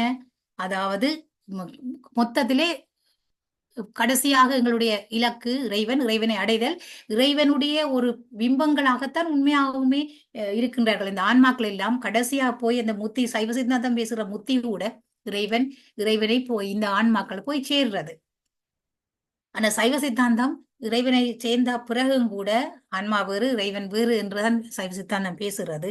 எதுவாக இருந்தாலும் கூட இந்த எங்களுடைய எல்லா விதமான சித்தாந்தங்களும் எல்லா விதமான தத்துவங்களும் இறைவனை ஒவ்வொரு விதமாக அடையாளம் கண்டு இறைவனை ஒவ்வொரு நிலையிலே வைத்து அறிந்து கொண்டு இறைவனை அடைவதைத்தான் பேசுகின்றதை நாங்கள் பார்க்கக்கூடிய இருக்கின்றது. கடவுளே போற்றி, இந்த இடத்துல கடவுளே நான் உங்களுக்கு சொல்லிவிட்டேன், கடவுளும் கடந்தும் உள்ளே இருக்கின்ற பொருளாயிருப்பவர் இறைவன். அப்போ உள்ளும் புறவுமாக உலகம் முழுவதும் வியாபித்திருப்பவர் கடவுள். அந்த கடவுளை போற்றுகின்றோம். என்னை கண்டுகொண்டருளு போற்றி, என்னை நீ கண்டுகொள், எனக்குள்ளே என்னை நீ கண்டுகொள், நீ என்னை கண்டுகொள்ளாம இருக்கிறாய். நாங்கள் பொதுவா சொல்லுவோமே கதைக்கும் பொழுதும், என்னை கண்டுகொள்ளில, நான் போனேன் என்னை கண்டுகொள்ளில. அதே மாதிரிதான் மாணிக்கவாசகர் பேசுறார், அவர் என்னை கண்டுகொள்ளாம இருக்கிறார். அப்படி உண்மையாக மாணிக்கவாசகரை கண்டுகொள்ளாம இருந்தாரா? இல்லை, இறைவன் தேடியே அவர் காத்திருந்தவர். ஆனால் அவர் கண்டுகொள்ளாமல் இருக்கவில்லை. ஆனால் கண்டுகொள்ளாமல் இருக்கின்ற இந்த ஆன்மாக்களை ரிப்ரசென்ட் பண்ணி அவரை பிரதித்துவப்படுத்தி இந்த ஆன்மா கண்டுகொள்ளாத எங்களை போல ஆன்மாக்களை அவர் பிரதித்துவப்படுத்தித்தான் எங்களுக்காக பாடியிருக்கிறார். கண்டுகொண்டருளு போற்றி, என்னை கண்டுகொள், நான் என்னை புறமையை விட்டு போகாதே, என்னையும் கண்டுகொள் இறைவனே, என்னை போற்றுகின்றேன். விடவுளே உருக்கி என்னை ஆண்டிட வேண்டும் போற்றி. அப்ப என்னை நீ விட்டு விடாமல் உள்ளே உருக்கி என்னுடைய உள்ளத்தை உருக்கி என்னை ஆண்டு கொள்ள அருள வேணும். அப்ப நான் இரும்பு போல கண்ணதாட பல இடங்களை சொல்லுறார், இரும்பு போல இருக்கிறது என்னுடைய மனம், உருகவில்லை, இரும்பு போல இருக்கிறேன். உண்மையில அப்படி இல்லை. உண்மையாகவே இரும்பு போல மனம் இருக்குமா இருந்தால் அவர் இப்படி தேனை போல உருகக்கூடிய அவ்வளவு சுவையான அவ்வளவு இலக்கிய செறிவான பாடல்களை தந்திருக்க மாட்டார். அவருடைய மனம் உண்மையாக இரும்பாக இல்லை. உண்மையாக இரும்பு போல இருக்கின்ற இந்த ஆன்மாக்களை நினைத்து நினைத்து எனக்குள்ளே இருக்க நான் இரும்பு போல இருக்கிறேன், என்னை நீ உருக்கு, அல்லது என்னை பிறகு இரும்பு போல இருந்த என்னை உருக்கினா என்று கூட அவர் பாடியிருக்கிறார்.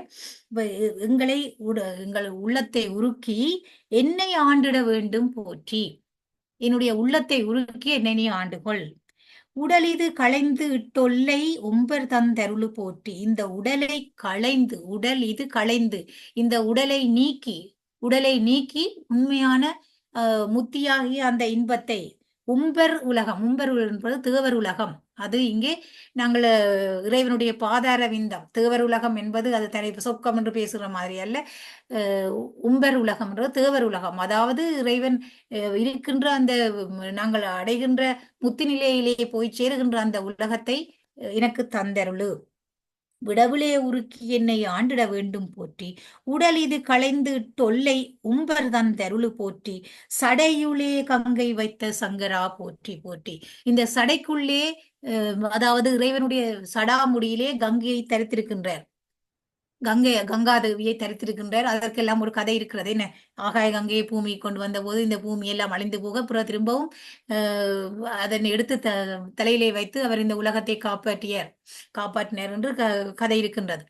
அப்போ அந்த அவருடைய கங்கையிலே சடாமுடியை சடாமுடியிலே எப்படி கங்கையை தரித்திருக்கின்றாரோ அந்த அந்த அவருடைய அந்த கருணை, அதுவும் ஒரு கருணை. இந்த உலகம் அழிந்து போகாமல் இருக்க இந்த பகீரதனுடைய தவத்துக்காக அவனுடைய வேண்டுகோளுக்காக ஆகாய கங்கையை பூமிக்கு அனுப்பினர்.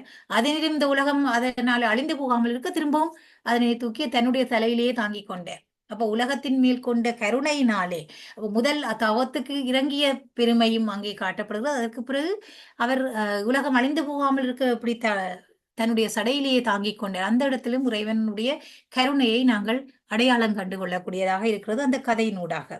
சடையுளே கங்கை வைத்த சங்கரா போற்றி போற்றி. சங்கரன் என்பது சலமிலன் பேர் சங்கரன் என்று பாடப்படுகிறது. சங்கரன் என்றது சிவனுடைய இன்னொரு பெயர். சங்கரா போற்றி போற்றி. சங்கரா போற்றி மற்றோர் சரணிலேன் போற்றி கோல பொங்கரா அல்குட் செவ்வாய் வெண்ணகை கரிய வாட்கண் மங்கையோர் பங்க போற்றி மால்விடை ஊர்தி போற்றி இங்கிவாள் வாற்றகில்லேன் எம்பிரான் இழிந்திட்டேனே. சங்கரா போற்றி. சங்கரன் என்று சொல்லப்படுகின்ற சிவனே போற்றி. மற்றோர் சரணிலேன் போற்றி. இன்னொரு சரண் இன்னொரு எனக்கு நான் சரண் புகுவதற்காக எனக்கு இன்னொரு இடமில்லை.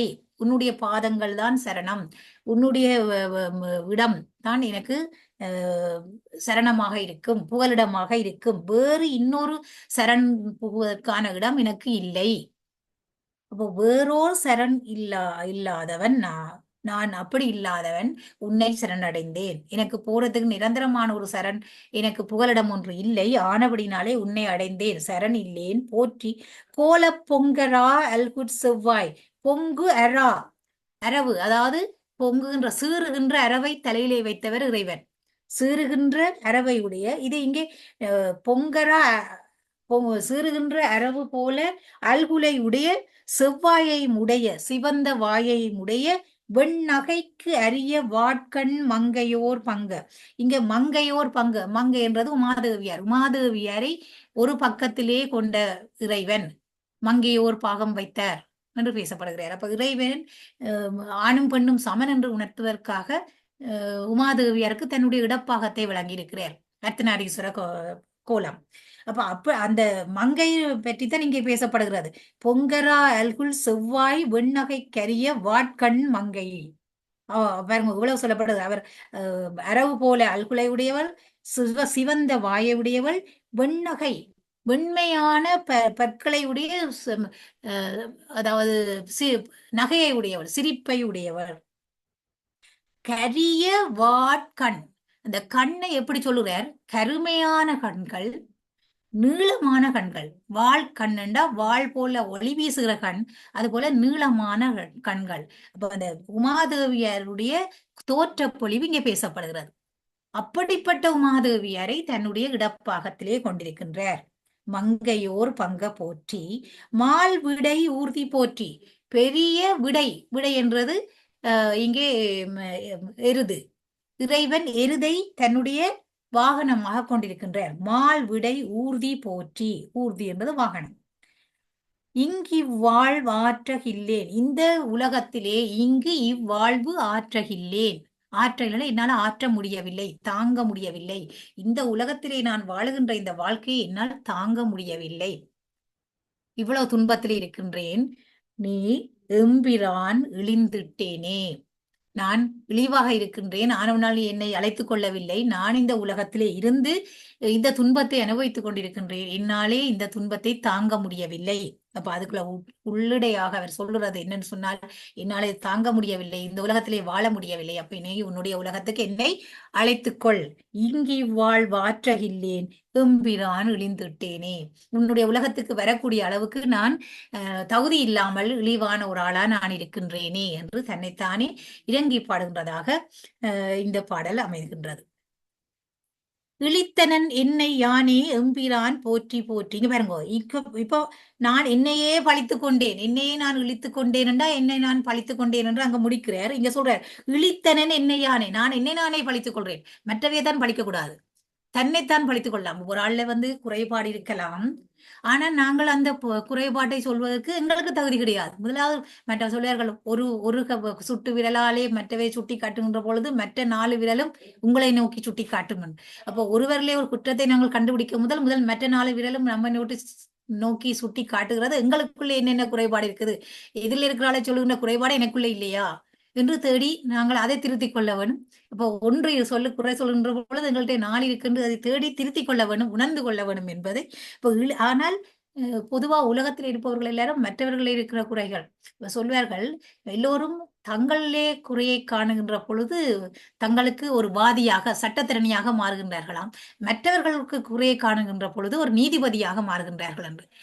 என்றால் மற்றவர்களுக்கு தீர்ப்பு சொல்வார்கள், இவர் பிள்ளையான ஆள், இவருக்கு அதான் இப்படி நடந்தது, இப்படித்தான் நடந்தது, இவரை இப்படி செய்யணும் அப்படி செய்ய வேண்டும் என்று சொல்லி மற்றவர்களே ஒரு குறையை கண்டுபிடிக்கின்ற பொழுது அவர்கள் நீதிபதியாக மாறுகிறார்களாம்.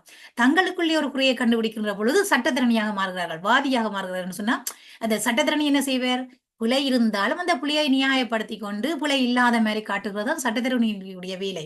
அப்ப பொதுவாக மனிதர்கள் என்ன செய்கிறார்கள், தங்களுக்குள்ளே ஒரு பிழை ஒன்று தாங்களே கண்டுகொண்டால் அல்லது இன்னொரு ஆள் கண்டுபிடிச்சாலும் அதை நியாயப்படுத்தி கொண்டிருப்பார்கள். ஆனால் உண்மையிலே நல்ல மனிதர்கள், சரியான ஆன்மாக்கள் தங்களுக்குள்ளே இருக்க குறைகளை தாங்கள் இனங்கண்டு அதை திருத்திக் கொள்ள அல்லது நீக்கிக் கொள்ளத்தான் பாடுபடுவார்கள். மற்றவர்களுடைய குறைகளை காணும் பொழுது நான் குருடனாகவே இருந்து கொள்கின்றேன், சரியான ஒரு ஞானி என்று சொன்னால் அப்படித்தான் இருப்பார்கள். மற்றவருடைய குறையை காணும் பொழுது குருடனாக இருக்க வேண்டும், தன்னுடைய குறையைத்தான் விழிப்புணர்வோடு இருந்து கண்டுகொள்ள வேண்டும். அப்பொழுதுதான் தன்னுடைய ஆத்மா அங்கு விளக்கம் பெறும்.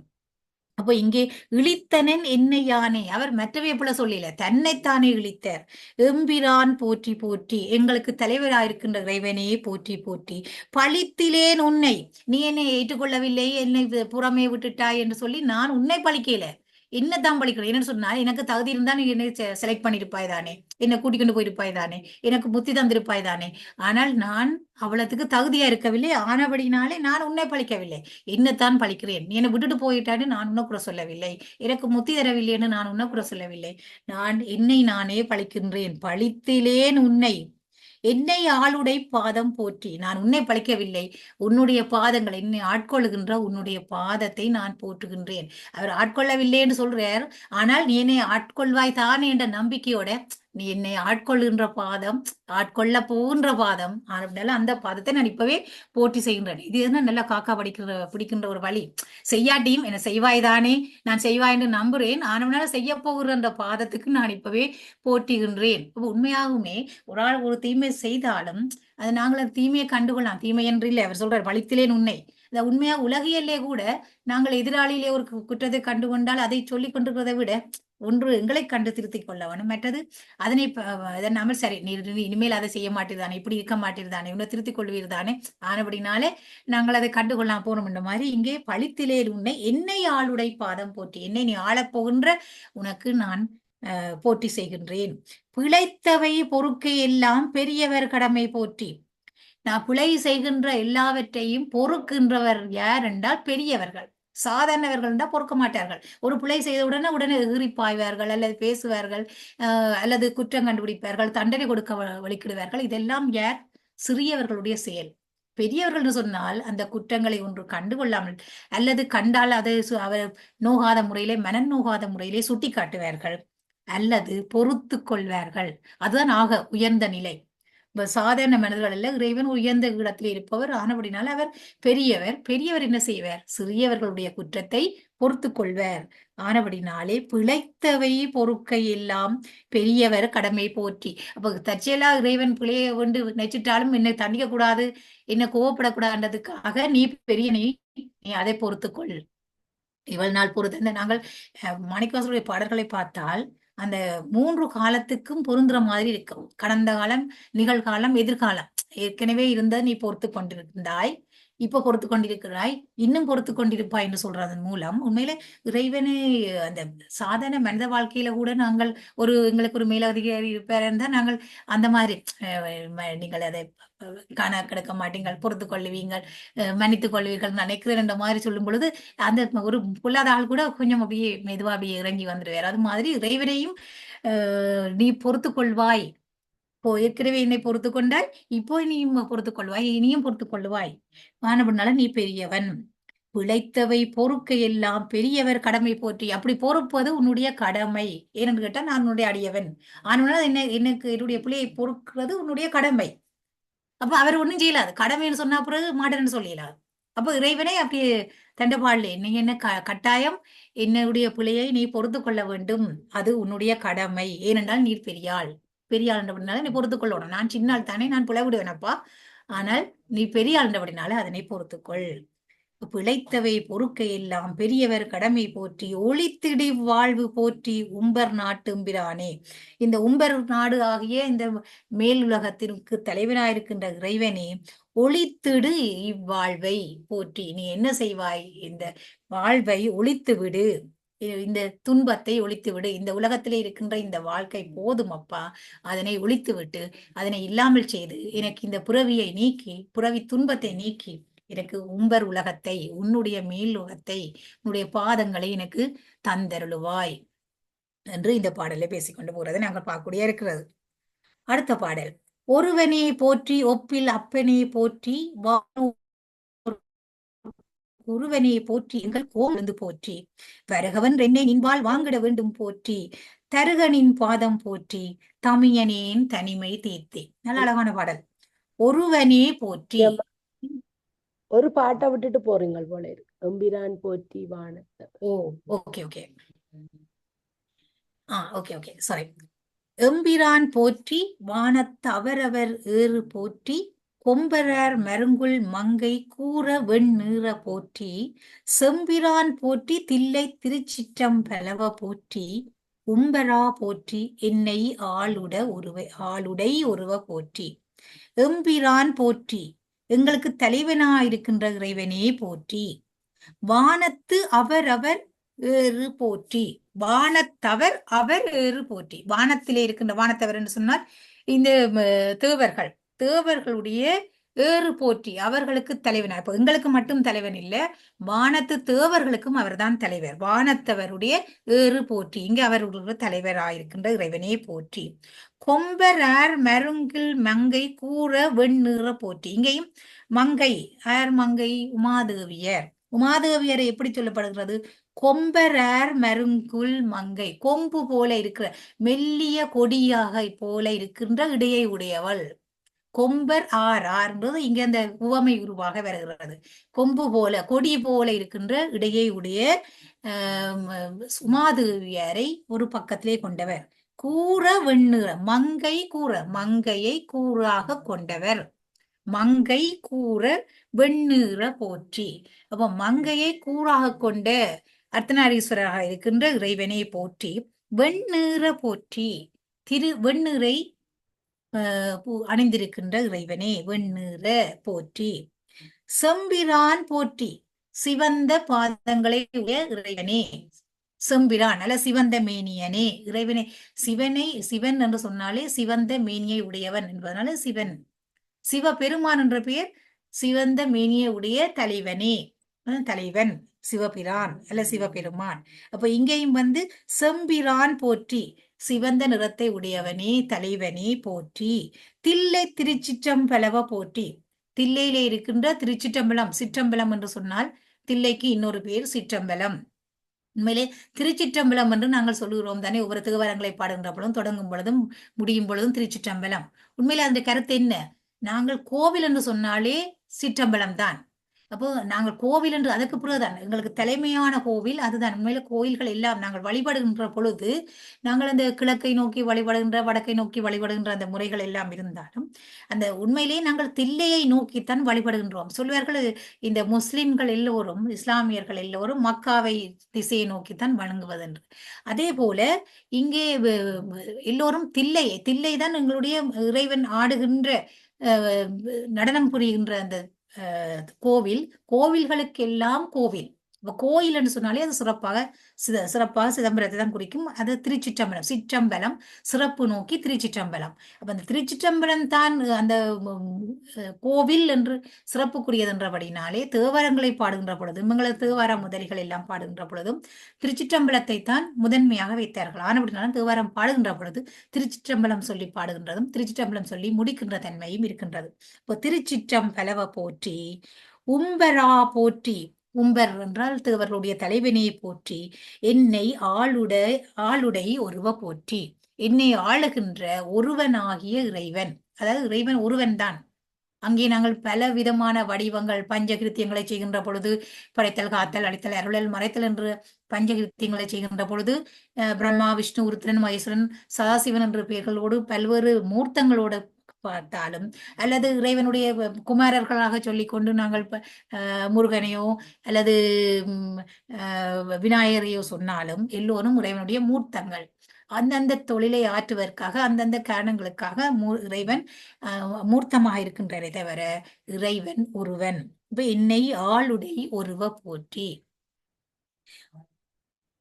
அது அப்படியே முடிய ஒருவ போற்றி என்று முடிகிறது. அந்த பாடல் அடுத்த பாடல் போய் தொடங்குகின்றது. ஒருவனை போற்றி ஒப்பில் அப்பனே போற்றி. எங்களுக்கு ஒருவனாயிருக்கின்ற முழுமுதற் கடவுளாகிய சிவபெருமானே போற்றி, ஒப்பில்லாத அப்பனே போற்றி. இறைவனுடைய குணத்திலே இந்த ஒருவன் என்பதும் ஒப்பில்லாதவன் என்பதும் அந்த இறைவனுடைய குணங்களிலே ஒன்று. தனக்கு ஒப்பாரும் மிக்காரும் இல்லாதவன், தன்னோடு ஒப்பிடக்கூடிய இன்னொருவர் இல்லாதவன். பல பல தெய்வம் கண்டாலும் இறைவனை ஒருவன் தான். பல பல தெய்வம் கண்டு அங்கே மாதொரு பாகனர் தான் வருவார் என்று பேசப்படுகிறது. இறைவன் தான் நீங்கள் எந்த வடிவத்திலே கண்டாலும் இறைவன் சிவபெருமானாகிய இறைவன் தான் பல பல வடிவத்திலும் உங்களுக்கு தோற்றம் காட்டுவர். அவர் இறைவன் ஒருவன் தான். அப்போ ஒருவ போற்றி, ஒப்பில்லாதவன், இறைவனுக்கு ஒப்பு சொல்ல முடியாது, தன்னிகர் இல்லாத தலைவன். வானோர் குருவனே போற்றி. வானவர்களுக்கு குருவாகி இருக்கின்ற இறைவன், எனக்கு மட்டும் குருவாகவில்லை, வானவர்களாயிருக்கின்ற அவ்வளவு பேருக்கும் இந்த நாங்கள் குருவாக கொள்கின்ற இந்த நால்வர் சனகர சனாதன சனந்தன சனத்குமார் என்று சொல்லப்படுகின்ற இந்த புறச்சந்தான குருவர் என்று சொன்னான, அகச்சந்தான குருவர் என்று சொன்னான, எல்லா புறவர்களுக்கும் எல்லா குருவாக இருப்பவர்கள் எல்லோருக்கும் குருவாக இருக்கின்ற குருநாதராக இருப்பவர் இறைவன் தான். குரு எல்லோருக்கும் குருவாக இருப்பவர் இறைவன் தான். அப்ப அந்த குருவனே போற்றி, எங்கள் கோமள கொழுந்தே போற்றி. கோமளம் அதாவது இந்த மாணிக்கம், கோமளம் என்பது இங்கு மாணிக்கம், மாணிக்க கொழுந்து. கொழுந்து என்பது இளமையான பொருள். அப்ப அந்த முதிர்ச்சி அடையாத இளமையான அந்த அதாவது இங்க சொல்ல வர்றது கோமள கொழுந்து என்று சொல்வது அந்த முதிர்ச்சி அடையாத விருத்து அந்த எப்படி சொல்லலாம்னு சொன்னால் ஒளி பொருந்திய மங்காத எப்பவுமே ஒளியை வீசிக்கொண்டிருக்கின்ற அந்த மாணிக்கமாக இருக்கின்ற இறைவனே போற்றி. வருகவென்று என்னை நின்பால் வாங்கிட வேண்டும் போற்றி. நீ என்ன செய்ய வேண்டும்? என்னை உன்பாலே வருக என்று அழைத்துக்கொள். காருண்யத்து இரங்கல் என்பதை அவர் அந்த இரக்கத்தை அடிக்கடி அவர் சொல்லிக் கொண்டிருக்கிறார். என்னை நீ அழைத்துக்கொள், எனக்கு முத்தியைத்தா, உன்னுடைய உலகத்துக்கு, உம்பர் உலகத்துக்கு, தேவர் உலகத்துக்கு என்னை அழைத்துக்கொள். இந்த உலகத்திலே நான் இந்த இடர்பட்டு கொண்டிருக்கின்றேன் வினைகளாலே மற்ற என்னுடைய 5 புலன்களாலும் எல்லாம் நான் இடர்பட்டு கொண்டிருக்கின்றேன். இந்த உடலை தாங்கி இடர்பட்டு கொண்டிருக்கிறேன். உடல் என்றது ஒரு சட்டையாக இருக்கிறது, அது எனக்கு சுமையாக இருக்கிறது. இந்த உடலை இல்லாமல் செய்து உன்னுடைய தேவர் உலகத்துக்கு, உம்பர் உலகத்துக்கு முத்தியை தந்து என்னை அழைத்துக்கொள். வருகவென்று என்னை நின்பால் வாங்கிட வேண்டும் போற்றி. உன்னை உனது பக்கத்திலே என்னை அழைத்துக் கொள்ள வேண்டும், வாங்கிட வேண்டும், என்னுடைய அழைத்துக் கொள்ள வேண்டும். தருக நின் பாதம் போற்றி தமியனேன் தனிமை தீர்த்தே. நான் தமியன், தமியன் என்று சொன்னால் எனக்கு எந்த விதமான துணையும் இல்லாமல் இருக்கின்றேன். தனியன் தனிமை, நான் தனிமையா இருக்கின்றேன். என்னை இந்த தனிமையை தீர்த்து எனக்கு ஒரு என்ன பற்றுக்கோடு இல்லாம இருக்கின்றேன். எனக்கு உன்னுடைய திருப்பாதத்தை பற்றுக்கோடாக தா. தருக நின் பாதம் போற்றி. இறைவனுடைய பாத அரவிந்தங்களைத்தான் நாங்கள் துணையாக கொள்ள வேண்டும். அந்த இறுதி இலக்கு, இறுதி துணை எங்களுக்கு இறைவன்.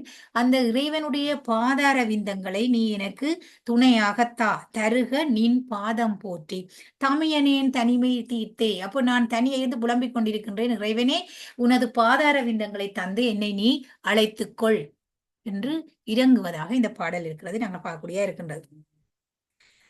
தீர்ந்த அன்பாய அன்பர்க்கு அவரினும் அன்பர் போற்றி. அன்பர்க்கு அன்பர்க்கு அவரினும் அன்ப போற்றி. தீர்ந்த அன்பாய அன்பர்க்கு, அவ்வளவு அன்புடைய அன்பர்க்கும் அவரினும் அன்ப போற்றி. பேர்ந்துமென் பொய்மை ஆட்கொண்டருளிடும் பெருமை போற்றி. வார்ந்த நஞ்சைன்று வானோர்க்கு அமுதமீ வள்ளல் போற்றி. ஆர்ந்தனின் பாதம் நாயிற்கு அருளிட வேண்டும் போற்றி.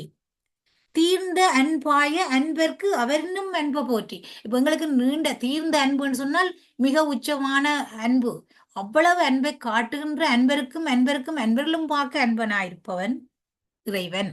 இப்ப எங்களை அன்பு காட்டலாம், பெற்றோர் அன்பு காட்டலாம், சகோதரர் அன்பு காட்டலாம், இன்னும் கணவன் மனைவி பிள்ளைகள் என்று இருக்கின்ற சுற்றத்தவர்கள் எல்லோருமே அன்பு காட்டலாம். ஆனால் எல்லா அன்பிலும் பார்க்க உண்மையான அன்பு, எங்களுடைய நிரந்தரமான அன்பு, இந்த உலகத்தை இருக்கும் பொழுதுதான் இந்த சுற்றங்களுடைய அன்பு எல்லாம். உலகத்தை விட்டு நீங்கிய பிறகு இது எல்லாம் சொல்லுவார்கள், மனைவி வீடு வரை உறவு, வீதி வரை மனைவி, காடு வரை பிள்ளை, கடைசி வரை யாரு ஒன்று. அப்ப அந்த கடைசி வரை வருகின்ற அந்த தீர்ந்த அன்பு யாருடைய அன்பு என்று சொன்னால் இறைவனுடைய அன்பு.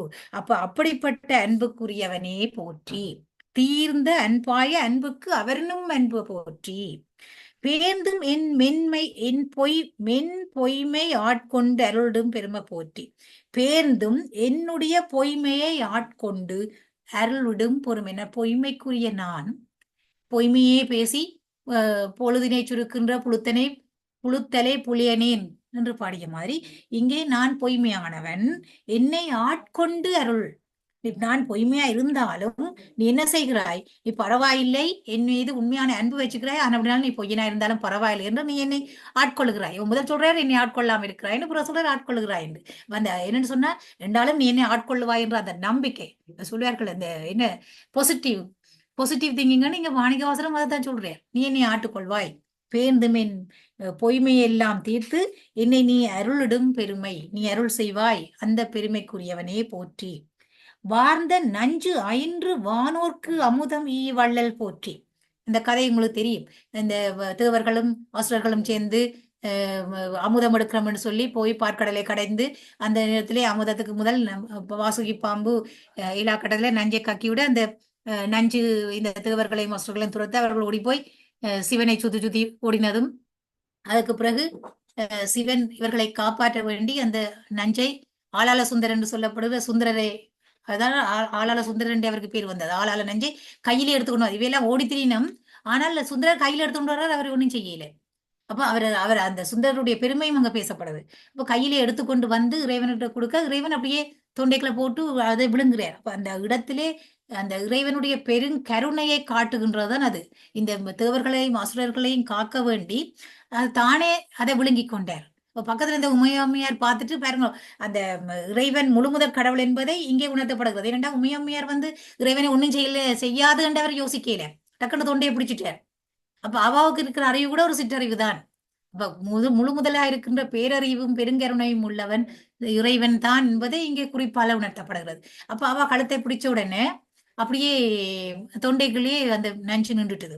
ஆனவனால அவர் அந்த நஞ்சு பட்டு அவருடைய தொண்டையை கருத்து போயிட்டு, ஆனவுடனால அவரை திருநீல கண்டர் என்று பாடுகின்றார்கள். அப்ப கண்டம் கரத்தவர் என்று. அப்ப அவருடைய அந்த கருணையை குறிக்கின்றதாக அந்த கருத்த கண்டம் இருக்கின்றது. அப்ப அப்படிப்பட்ட வார்ந்த நஞ்சை அயின்று வானோர்க்கு அமுதமீ வள்ளல் போற்றி. இந்த வானோர்க்கு நஞ்சை தான் சாப்பிட்டு அமுதம் கிடைக்கினர் வானோர்க்கு அமுத ஈ வள ஈ என்றது இங்கே ஈந்த என்று நாங்கள் அதை விரித்து பார்க்க வேணும். வானோர்க்கு இந்த அமுதத்தை கிடைக்க பண்ணில வள்ளல்.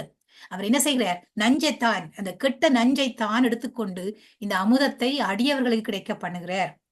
அப்ப உண்மையிலே அந்த மற்றவர்களுக்கு தீமை செய்யாமல் தனக்கு தீமை நடந்தாலும் மற்றவர்களுக்கு தீமை நடக்காம இருக்கின்றது பெரிய ஒரு பெருங்கருணை. அந்த பெருங்கருணையை ஒரு குறியீடாக இங்க இறைவனை முன் வந்து காட்டுகிறார். மற்றவையில செய்யணும், ஐயோ மற்றவைய பிரச்சனைக்கு உள்ளாக்கி போட்டு தான் தப்பிக்கொண்டு ஓட பார்ப்பார்கள். ஆனா உண்மையாக சரியான ஒரு இயல்பு எப்படி என்று சொன்னால், மற்றவர்களுக்கு தீமை நடக்கக்கூடாது, எனக்கு தீமை ஏற்பட்டாலும் மற்றவருக்கு தீமை ஏற்படக்கூடாதுன்னு நினைப்பவர்கள் உண்மையான வள்ளல், உண்மையான கருணை. அந்த விடயத்தை இங்கே நாங்கள் இறைவனுடைய இந்த பெருங்கருணை செயலாலை நாங்கள் அறிந்து கொள்ளக்கூடியதாக இருக்கிறது. அந்த உலகத்தோர் எப்படி வாழ வேண்டும் என்பதை இங்கே குறிப்பாலே இங்கே உணர்த்தப்படுகிறது. அதனை மாணிக்கவாசகர் இந்த கதையிலே அதை எடுத்துக்காட்டுவதன் மூலம் எப்படி வாழ வேண்டும் என்பதற்கான ஒரு வழியையும் இந்த பாடல் ஊடாக காட்டுறதை நாங்கள் பார்க்கக்கூடியதா இருக்கு. ஆர்ந்தனின் பாதம் நாயேற்கு அருளிட வேண்டும் போற்றி. அப்ப அப்படி செய்த உன்னுடைய பாதார விந்தங்கள், இந்த பரந்த இந்த பாதங்கள், இந்த உலகம் முழுவதையும் வியாபித்து நிற்கக்கூடிய இந்த பரந்த பாதங்கள் நாயேற்கு அருளிட வேண்டும். நாயை போல இழிந்தவனாயிருக்கின்ற கடையவனாயிருக்கின்ற எனக்கு நீ உன்னுடைய பாதார விந்தங்களை தந்தருள வேண்டும். உன்னுடைய பாதத்தை நான் சரணாக அடைய வேண்டும். உன்னுடைய உலகத்துக்கு வந்து உன்னுடைய பாதத்தையே நான் பூலடமாக கொள்ள வேண்டும். அதற்கு நீ அருள் செய்ய வேண்டும் என்று இங்கே பேசுகின்றேன். போற்றி பூவனம் நீர் தீ காலோடு வானமானாய், போற்றி எவ்வுயிர்க்கும் தோற்றம் ஆகினீ தோற்றம் இல்லாய், போற்றி எல்லா உயிர்க்கும் ஈராய் ஈரின்மையானாய், போற்றி ஐம்புலன்கள் நின்னை புணர்கிலா புணர்க்கையானே. இந்த இடத்த பாடைக்க போற்றி எல்லா உயிர்க்கும் ஈராய் ஈரின்மையானாய் என்று பாடும் பொழுது எங்களுக்கு அங்கே மார்கழி திருவம்பாவையிலே வருது. இதே மாதிரியாக எல்லா உயிர்க்கும் ஈரானாய் அந்த அந்த அடிகள் அங்கேயும் பெறுகிறது. பல இடங்களிலே வந்து ஒரே விடயங்களை அவர் திரும்ப திரும்ப வலியுறுத்துவதற்காக அதை சொல்வதை நாங்கள் பார்க்கக்கூடியதாக இருக்கின்றது. போற்றி புவனம், இந்த உலகத்தை போற்றி செய்கின்றேன். புவனம் என்றது இந்த உலகம். நீர் தீ காலோடு வானமானாய், நீ எப்படி இருக்கின்றாய்? இந்த உலகமா இருக்கின்றாய். பிருதிவி அப்பு தேயுவா காற்றுன்னு சொல்வார்களே, அதே அதாவது பஞ்சபூதங்களாயிருக்கின்றாய். நிலம் நீர் தீ காற்று ஆகாயமாக இருக்கின்ற ஐம்பூதங்களாக இருக்கின்றாய். இப்புவனம் நீர் தீ காலோடு வானம் ஆனாய். கால் என்பது காற்று, வானமாக இருக்கின்றாய், ஐம்பூதங்களாக இருக்கின்றாய். உன்னை போற்றி செய்கின்றேன். போற்றி எவ்வுயிர்க்கும் தோற்றம் ஆகி நீ தோற்றம் இல்லாய். எல்லா உயிர்களுக்கும் தோற்றமாயிருப்பவன் காரணமாயிருக்கின்றவன் இறைவன். ஆனால் அவனுக்கு தோற்றம் இல்லை. இறைவன் முதலும் முடிவும் இல்லாதவன், ஆதியும் அந்தமும் இல்லா அரும்பெரும் சோதியை யாம்பாட கேட்டேயும் என்று திருவம்பாவிலே பாடப்படுகிறது. அப்போ இங்கே இறைவன் ஆதியும் அந்தமும் இல்லாதவன், உயிர்கள் எல்லாவற்றுக்கும் தோற்றமாயிருக்கின்றான். இந்த உயிர்கள் எல்லாம் கூட இந்த உலகத்தில் இருக்கின்ற எல்லா பொருட்களும் பஞ்சபூதங்களால் ஆக்கப்பட்டவை. அதனாலதான் இந்த உலகம் அழிகின்ற பொழுது, இந்த உடம்பு அழிகின்ற பொழுது, அந்த உடம்பு அது எரிக்கப்பட்டால் என்ன, புதைக்கப்பட்டால் என்ன, அந்த பஞ்சபூதங்களையே திரும்பவும் போய் சேரும். அது உடல் உக்கி மக்கி போனால் என்ன, அல்லது எரிக்கப்படுகின்ற பொழுதும் அந்த பஞ்சபூதங்களையே திரும்பவும் போய் சேர்ந்துவிடும். அப்ப இந்த உடல் உருவாக்கப்பட்டது இந்த பஞ்சபூதங்களின் சேர்க்கையாலே. அப்போ எல்லா உயிர்களுக்கும் தோற்ற காரணமாயிருப்பவன் இறைவன், நிமித்த காரணமாயிருப்பவன் இறைவன். அப்போ இறைவன் இந்த உலகத்தை உருவாக்கி இருக்கின்றான், எல்லா உயிர்களுக்கும் தோற்றமாக இருக்கின்றான், உலகத்துக்கு தோற்றமாக இருக்கின்றான், இந்த பஞ்சபூதமாக இருக்கின்றான், பஞ்சபூதமாக பிறந்திருக்கின்றான் அவன். அதனாலதான் போற்றி, அப்படிப்பட்டவனை நான் போற்றி செய்கின்றேன். போற்றி புவனம் நீர் தீ காலோடு வானமானாய், இந்த பஞ்சபூதமாகவும் நீ இருக்கின்றாய். போற்றி எல்லா உயிர்க்கும் தோற்றமாக இருக்கின்றாய், ஆனால் நீ தோற்றம் இல்லாய். உனக்கு தோற்றம் என்று இல்லை. எப்பொழுது தொடங்கினாய் என்று இல்லை. தொடக்கம் என்று ஒன்று இருந்ததா? இல்லை. உலகம் தொடங்குவதற்கு முன்னவும் இறைவன் இருக்கின்றார். உலகம் முடிவின் பின்னும் ஊழியினுடைய ஊழி காலத்தே உலகம் எல்லாம் முடிந்த பிறகும் அந்த இறைவன் ஊழி கூத்து ஆடினார் என்று சொல்லப்படுகிறது. இறைவன் எல்லாம் உலகம் அழிந்த பிறகும் என்று கூத்து ஆடுவாராம். இந்த உலகம் அழிகின்ற பொழுது இறைவன் இந்த தேவர்களுடைய தலை மாலை அணிந்திருக்கின்றார். என்றெல்லாம் நாங்கள் பார்க்கின்றோம் தானே. இந்த தலை மாலையெல்லாம் அணிந்திருக்கிறார் சொல்லி அதற்கு ஒரு காரணம் சொல்லப்படுகிறது. அந்த மீளவும் இப்ப ஒன்றும் இல்லாதிலிருந்து இன்னொன்றை உருவாக்க முடியாது. ஆனால் ஏதோ ஒன்று இருக்கவன். அப்ப இந்த வானவர்களுடைய இந்த எலும்பையும் இந்த மண்டை ஓட்டையும் வைத்துக்கொண்டுதான் மீளவும் அந்த அவர்களை உருவாக்குற அழித்தா பிறகு மீளவும் உருவாக்கப்படுறதுக்கு தான் அந்த அவை எச்சமாக அவை இருக்கின்றன, அதனை அழிந்திருக்கின்றன என்று சொல்லப்படுகிறது.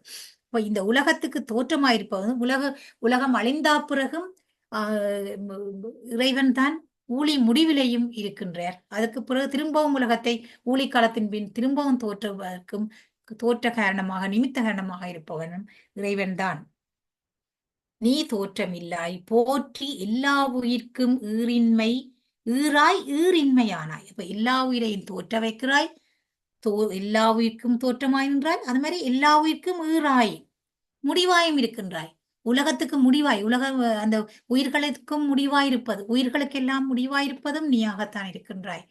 எல்லா உயிர்க்கும் தோற்றமாகி நின்றாய், அது மாதிரி எல்லா உயிர்க்கும் ஈராய், எல்லா உயிர்களுக்கும் உலகத்து பொருட்கள் எல்லாவற்றுக்கும் ஈராகவும் இருக்கின்றாய்.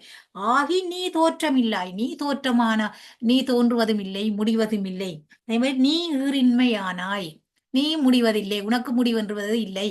இறைவனுக்கு தொடக்கமும் இல்லை, முடிவும் இல்லை. இந்த உலகம் உருவாகுவதற்கு முன்னும் இறைவன் இருக்கின்றார், உலகம் அழிந்த பின்னும் இறைவன் இருக்கின்றார். இதுதான் அந்த பதியினுடைய இலக்கணம், சைவ சித்தாந்தம் பேசுகின்ற இலக்கணம். இந்த உலகம் ஒடுங்கியதன் பின்னும் ஒடுங்குகின்ற இடமாகவே இறைவன் தான் இருக்கின்றார். தோற்றத்துக்குமான காரணமாகவும் இறைவன் இருக்கின்றார், பதியாகிய இறைவன். அது மாதிரி உலகம் ஒடுங்குகின்ற பொழுதும் ஒடுங்குகின்ற காரணமாக பதியாகிய இந்த இறைவன் தான் இருக்கின்றார் என்று சைவ சித்தாந்தம் பேசுகின்றது. போற்றி ஐம்புலன்கள் நின்னை புணர்கிலா புணர்க்கையானே. போற்றி ஐம்புலன்கள் நின்னை புணர்கிலா புணர்க்கையானே. இந்த ஐம்புலன்களாக இருக்கின்ற இந்த மெய்வாய் கண்மூக்கு செவி என்று சொல்லப்படுகிற இந்த 5 புலன்களும் 5 புலன்களாலும் எங்களாலே அறிய முடியாமல் இருக்கின்றது. இறைவனை ஓரளவுதான் அறிய முடியும். இந்த ஐம்புலன்களாலே அது அறியக்கூடிய அறிவு சிற்றறிவு. இறைவனை நாங்கள் முழுமையாக அறிய முடியாது. இந்த யானையை பார்த்த குருடர்கள் என்ற மாதிரி, குருடர்கள் யானையினுடைய தும்பிக்கையை பார்த்த ஒரு ஆள் அது ஒரு தூண் மாதிரி என்ன அது ஒரு தூண் மாதிரி இருக்கின்றது. அதனுடைய காலை பார்த்த குருடர் அதை தடவி பார்த்துட்டு அது ஒரு மரம் போல இருக்குது.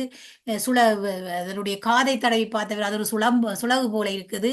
இந்த மாதிரி மற்றது அதனுடைய உடலை தடவி பார்த்தா அது ஒரு சுவர் மாதிரி இருக்கு. இந்த மாதிரி கண் தெரியாத குருடர்கள் யானையினுடைய ஒவ்வொரு பகுதியையும் தடவி பார்த்து அது ஒவ்வொரு மாதிரி இருக்கு என்று சொன்னார்கள். ஆனால் அது ஒவ்வொன்றும் யானையினுடைய முழுமையை சொல்லவில்லை. எப்படியோ அது மாதிரித்தான் இந்த ஐம்புலன்களாலே கொள்ளுகிற அந்த அறிவாலே நாங்கள் அறிகின்றது சிற்றறிவு. இறைவனை நாங்கள் அறிந்து கொள்ள முடியாது. அப்போ ஐம்புலன்களுடைய அறிவுக்கும் அந்த சிற்றறிவுக்கும் உள்ளே அகப்படாத பேரறிவான இறைவனே, பெருமையான இறைவனே என்பதுதான் இந்த வரிகள் கூறுகின்றன. போற்றி ஐம்புலன்கள் நின்னை புணர்கிலா புணர்க்கையானே. ஐம்புலன்களாலும் முழுமையாக அறிய முடியாத இறைவனே, உன்னை நான் போற்றுகின்றேன் என்று இந்த காருண்யத்திரங்கள் என்ற 7வது திருச்சதகத்தினுடைய 7வது பகுதியினுடைய இறுதி நிறைவு பாட்டு அது. அந்த வகையிலே நாங்கள் திருச்சதகத்தினுடைய 10 பாடல்களே 7வது பகுதியாக 10 பகுதியினுள்ளே 7வது பகுதியா இருக்கின்ற காருண்யத்திரங்கள் என்ற பகுதியிலே இருந்த 10 பாடல்களையும் இன்றைக்கு நாங்கள் பார்த்தோம். அதிலே இறைவனை தன்னோடு இறைவனை சேரவில்லையே என்று இறங்கி பாடுகின்ற ஒரு ஆன்மாவினுடைய ஏக்கத்தை மற்றும் இறைவன் தன்னை ஏற்றுக்கொள்ளுவார், தனக்கு அந்த இடத்தை தருவார், அந்த இறைவனுடைய பாதங்களை அடைகின்ற அந்த முத்தியை தருவார் என்று நம்பிக்கையோடவும் தர வேண்டும் என்று வேண்டிக் கொண்டும் கிடைக்காத வரைக்கு அந்த தான் இன்னும் போய் சேரவில்லையே, தன்னை ஏன் இறைவன் தன்னை அழைத்துக் கொள்ளவில்லை என்று இறங்கி பாடுவதாக இந்த பாடல்கள் இருப்பதை நாங்கள் பார்க்கக்கூடியதாக இருக்கின்றது. ஒரு ஆன்மாவினுடைய ஏக்கத்தையும் இரக்கத்தையும் இந்த 10 பாடல்களிலே மாணிக்க வாசகர் மிக அழகாக பதிவு செய்து கொண்டிருக்கின்றார். பாடுகின்ற பொழுது உரிய பாடினோம் உண்மையிலே அந்த எங்களுடைய ஆன்மாக்களுக்குள்ளேயும் நாங்கள் அவர் சொன்ன ஒரு சிற்றறிவாலே கொஞ்சம் நாங்கள் உணர்ந்து அதனை அனுபவிக்கக்கூடியதாக இருக்கின்றது. நன்றி. இதை நாங்கள் நிறைவு செய்து கொள்வோம் இந்த பகுதியை. நன்றி ஆனந்தி அம்மா. எப்படி நன்றி சொல்வதென்று தெரியவில்லை. ஏனென்றா நீங்கள் பல நாட்களாக உங்களோட தேர்தல் டியூட்டியில நீங்கள் நிற்கிறீங்க. நீங்கள் சைவ புலவராக இருந்தாலும் உங்களோட தொழில் வேற, நீங்கள் அந்த தொழிலில் நிறைய கடமையாற்றி கொண்டிருக்கிறீர்கள். அப்படி இருந்தும் இந்த ஆன்மீக தோட எங்களுக்கு எவ்வளவோ அறிவை பெற்றிருக்கிறீங்க. இதுக்கு எனக்கண்டா நீங்கள் ஆயத்தப்படுத்தாமலே, உங்களுக்கு ஆயத்தப்படுத்துறதுக்குரிய நேரம் கிடைத்திருக்காது. ஆனால் எங்களுக்கு ஒரு வாக்கை தந்து விட்டீர்கள். இந்த திங்கட்கிழமை நான் செய்கிறேன். ஆனால் உங்களோட அறிவை, உங்களோட ஆன்மீக அறிவை அதுக்குள்ள புகுத்தி நல்ல அறிவாகவும் ஆணித்தரமான ஆழ்ந்த கருத்துக்களையும் எங்களுக்கு சொல்லி மிகவும் எங்களுக்கு இலகுவாக விளங்கக்கூடிய மாதிரி நிறைய விஷயங்களை இதுல அந்த மழை கொட்டினா போல எங்களுக்கு கொட்டியிருக்கிறீங்க. உண்மையிலேயே அந்த உங்களை எங்களுக்கு வாழ்த்துவதற்கு எங்களுக்கு தகுதி இல்லை என்றாலும் மிக மிக அருமையாக இருந்தது. அப்ப கமலநாதன் ஐயாவும் அதான், அவரும் அங்க எலெக்ஷன் டியூட்டியில் இருந்த அவர் வாக்குகள் என்ன போனவராகும். அவருக்கு அதால கொஞ்சம் சுவமீனங்களும் வந்துட்டுது வெளியில பனி காத்தால. அப்படி இருந்தும் அவர் ஆனந்தி அம்மாவை தொடர்ந்து நான் எடுக்கிறேன் என்று சொல்லி இருக்கிறார். இது எல்லோர்கள் சார்பிலும் மிக மிக நன்றியை தெரிவித்து கொண்டு இதுல வந்து கலந்து இன்றைக்கு முதல் நாள், பல நாட்களுக்கு பிறகு, ஒரு மாதத்துக்கு பிறகு நாங்க தொடங்கி பல நாட்களுக்கு பிறகு 27 பேருக்கிட்ட இதுல நின்றவ வந்து இதுல நீங்கள் பலன் பெற்றதோடு எங்களுக்கும் அதாவது ஒரு மகிழ்ச்சியை ஏற்படுத்தியதுக்கு எல்லோருக்கும் ஆனந்தி அம்மா, கமல்நாதன் ஐயா, சகல சிவனடியார்களுக்கும் கரங்குப்பி நன்றி சொல்வதோடு விடைபெறுகிறேன். ஆனந்தி அம்மா, உங்களுக்கு கேள்வி கேட்டா கதைக்க நேரம் இருக்குதோ என்ன மாதிரி நீங்க சொல்லுங்க. பரவாயில்ல பரவாயில்ல. ஓகே, நன்றி நன்றி. உங்களுடைய அபிப்பிராயங்களுக்கும் உங்களுடைய விமர்சனம் எல்லாவற்றுக்கும் நன்றி. உண்மையிலே அறிந்ததை விட உணர்ந்து கொண்டதை நான் பகிர்ந்து கொண்டேன் உங்களோடு. நன்றி நன்றி ஆனந்தி மிஸ், மிக்க நன்றி. நான் முழுக்கரம் கேட்டுக்கொண்டுதான் இருந்தேன். எங்களுடைய சங்கத்தின் சார்பிலே இன்றைய முதல் அந்த இடைவெளி விட்டு தொடங்கிய இந்த வகுப்புக்கு நான் கேட்டுக்கொண்டதுக்கிணங்க உண்மையிலே இந்த மறுப்பும் தெரிவிக்காமல் நாங்கள் போட்ட ஷெடியூலின்படி இன்றைக்கு வகுப்பை ஆரம்பித்ததுக்கு நான் மிக்க நன்றி சொல்ல வேண்டும் சங்கத்தின் சார்பிலே. வாழ்க வளமுடன். இன்னும் நல்லாக நீங்கள் சிறப்பாக இன்னும் நிறைய செய்ய வேணும். இதிலே பங்கு பெற்றி கொண்ட அன்பர்கள் அனைவருக்கும் எல்லாம் வல்ல சிதம்பரம் நடராஜ பெருமான் சிவகாமி அம்மையினுடைய திருவருள் நிறைவாக கிடைக்க வேண்டும். உண்மையிலே நான் இன்றைக்கு எடுக்கிறேன் தான் இருந்தேன். ஆனால் என்னுடைய உடல்நிலை முக்கியமான, உங்களுக்கு தெரியும், இந்த முறை தேர்தல் உங்களுடைய நுவரெலியா மாவட்டத்தில். அப்ப நுவரெலியா மாவட்டத்தின் கிளைமேட் உங்களுக்கு தெரியும். கொஞ்சம் நான் வள்ளிபுர கோயில், நாகர்கோயில் 2 இடத்துல நின்றுட்டு வந்து அங்க சரியான வெக்க சூடு, இங்க திடீரென்று குளிருக்கு வந்த உடனே நிலைமைகள் மாறிவிட்டது. என்றாலும் இரவு முழுக்க நித்திர முடிப்பு. ஆனா என்ன மாதிரி தான் ஆனந்தி மிஸ்ஸுக்கும் கடும் வேலை எனக்கு தெரியும். அது ஒரு தயக்கத்தோடு தான் நான் கேட்டிருந்தேன். என்றால் அவாவும் பொறுப்பான வேலை, எனக்கும் பொறுப்பு. முழுமையாக முடிவு அறிவிக்கும் வரை நாங்கள் வெளிக்கிடையலாது. மற்றாக்கள் போனாலும் என்றாக்கள் மற்றாக்களை அனுப்பினாலும் நாங்கள் நின்றுதான் வர வேண்டிய ஒரு தேவை. பொறுப்பான பதவியை பொருட்படுத்த நாங்கள் அதை சரியா செய்ய வேணும். ஆனந்த மிஸ்க்கும் அதே போலதான் பிரச்சனை. ஆனாலும் நான் கேட்டுக்கொண்டதற்காக அவர் மிக்க சிறப்பாக இன்றைக்கு எடுத்திருக்கிறார். இறைவனுடைய திருவருள் அவருக்கு நிறைய கிடைக்க வேண்டும். எங்களுடைய சைவ புலவர் சங்கத்தினுடைய முன்னோர்கள் குருவருள் எல்லோருடைய ஆசையும் அவருக்கு இருக்கும். ஏனென்றால் எங்களுடைய சங்கத்தை சீரிய முறையிலே இயக்கி கொண்டிருப்பதிலே அவர் மிக முக்கியமான ஒரு தூணாக இருக்கிறார். அதை இந்த இடத்துல நான் குறிப்பிட வேண்டும். ஏனென்றால் அவர் எதற்கும் விலை போகாத ஒருவர், அது எனக்கு நன்றாக தெரியும். அப்படி சில பேர் சங்கத்திலே நாங்கள் இருப்பதாலே தான் சங்கத்தை எங்களுடைய முன்னோர்களுடைய சிந்தனையில நாங்கள் தொடர்ந்து நடாத்தி கொண்டிருக்கிறோம். தொடர்ந்து நடாத்துவோம். இறைவன் திருவருள் எங்களுக்கு எப்போதும் இருக்கும். கமலாமிஸ் எங்களோடு இருக்கும் வரை எங்களுக்கு எந்த பயமும் இல்லை. இறைவன் திருவருள். தொடர்ந்து நாளை தினம் சந்திப்போம் என்று கூறி நான் அதிக நேரம் கதைக்கவில்லை. மீண்டும் ஆனந்தி மிஸ்ஸுக்கு நன்றி தெரிவித்துக் கொண்டு இனியவர்கள் உங்களுடைய கருத்துக்களை தெரிவிக்கலாம். நன்றி, வணக்கம். நன்றி சார். நன்றி நன்றி நன்றி சார். யாராவது கதைக்க விரும்பினால் கதைங்கோ. வணக்கம். சொல்லுங்க அகிலன் சொல்லுங்க. வணக்கம். இன்னைக்கு நீண்ட நாட்களுக்கு பிறகு எல்லோரும் ஒன்றிணைந்திருக்கிறோம். இணைந்தது மட்டுமில்ல, இன்னைக்கு நல்ல ஒரு திருவாசகத்தினுடைய நல்ல கருத்தை இன்றைக்கு கேட்கக்கூடியதா இருந்தது. ஆனந்தியம்மா அவருடைய அனுபவம் எவ்வளவு இருக்கிறது என்பது எங்களுக்கு இன்றைக்கு சொல்லியிருக்கிறார். எடுத்த வீச்சுக்கு அப்படியே அந்த உரைகளை எந்த விதமான தளங்களும் இல்லாம சொல்லி கொண்டு போறதுல இருந்தே தெரியுது அவ எவ்வளவு இதுல அனுபவம் இருக்கு. சொந்த அனுபவமும் படித்த அனுபவம் எல்லாம் சேர்ந்திருக்கிறது என்பது எங்களுக்கு தெளிவாக தெரிகிறது. இப்படியான குருமார்கள் எங்களுக்கு கிடைச்சது பெரிய நாங்கள் செய்த புண்ணிய பலன்தான். நன்றி நன்றி மற்றது இதுல ஆனந்தியம்மாட்ட ஒரு சின்ன ஒரு கேள்வி என்னென்றால், இந்த சிவபெருமான் இந்த ஆலகால விஷத்தை விழுங்கும் போது உமாதேவியார் கழுத்தை பிடிச்சார் என்று சொல்றத கதை தவறான கதை. இது சும்மா சினிமாவில் எடுத்த கதை என்று தான் நான் கேள்விப்பட்டிருக்கேன். இந்த புராணங்களும் அப்படி இருக்கிறதாக இல்லை.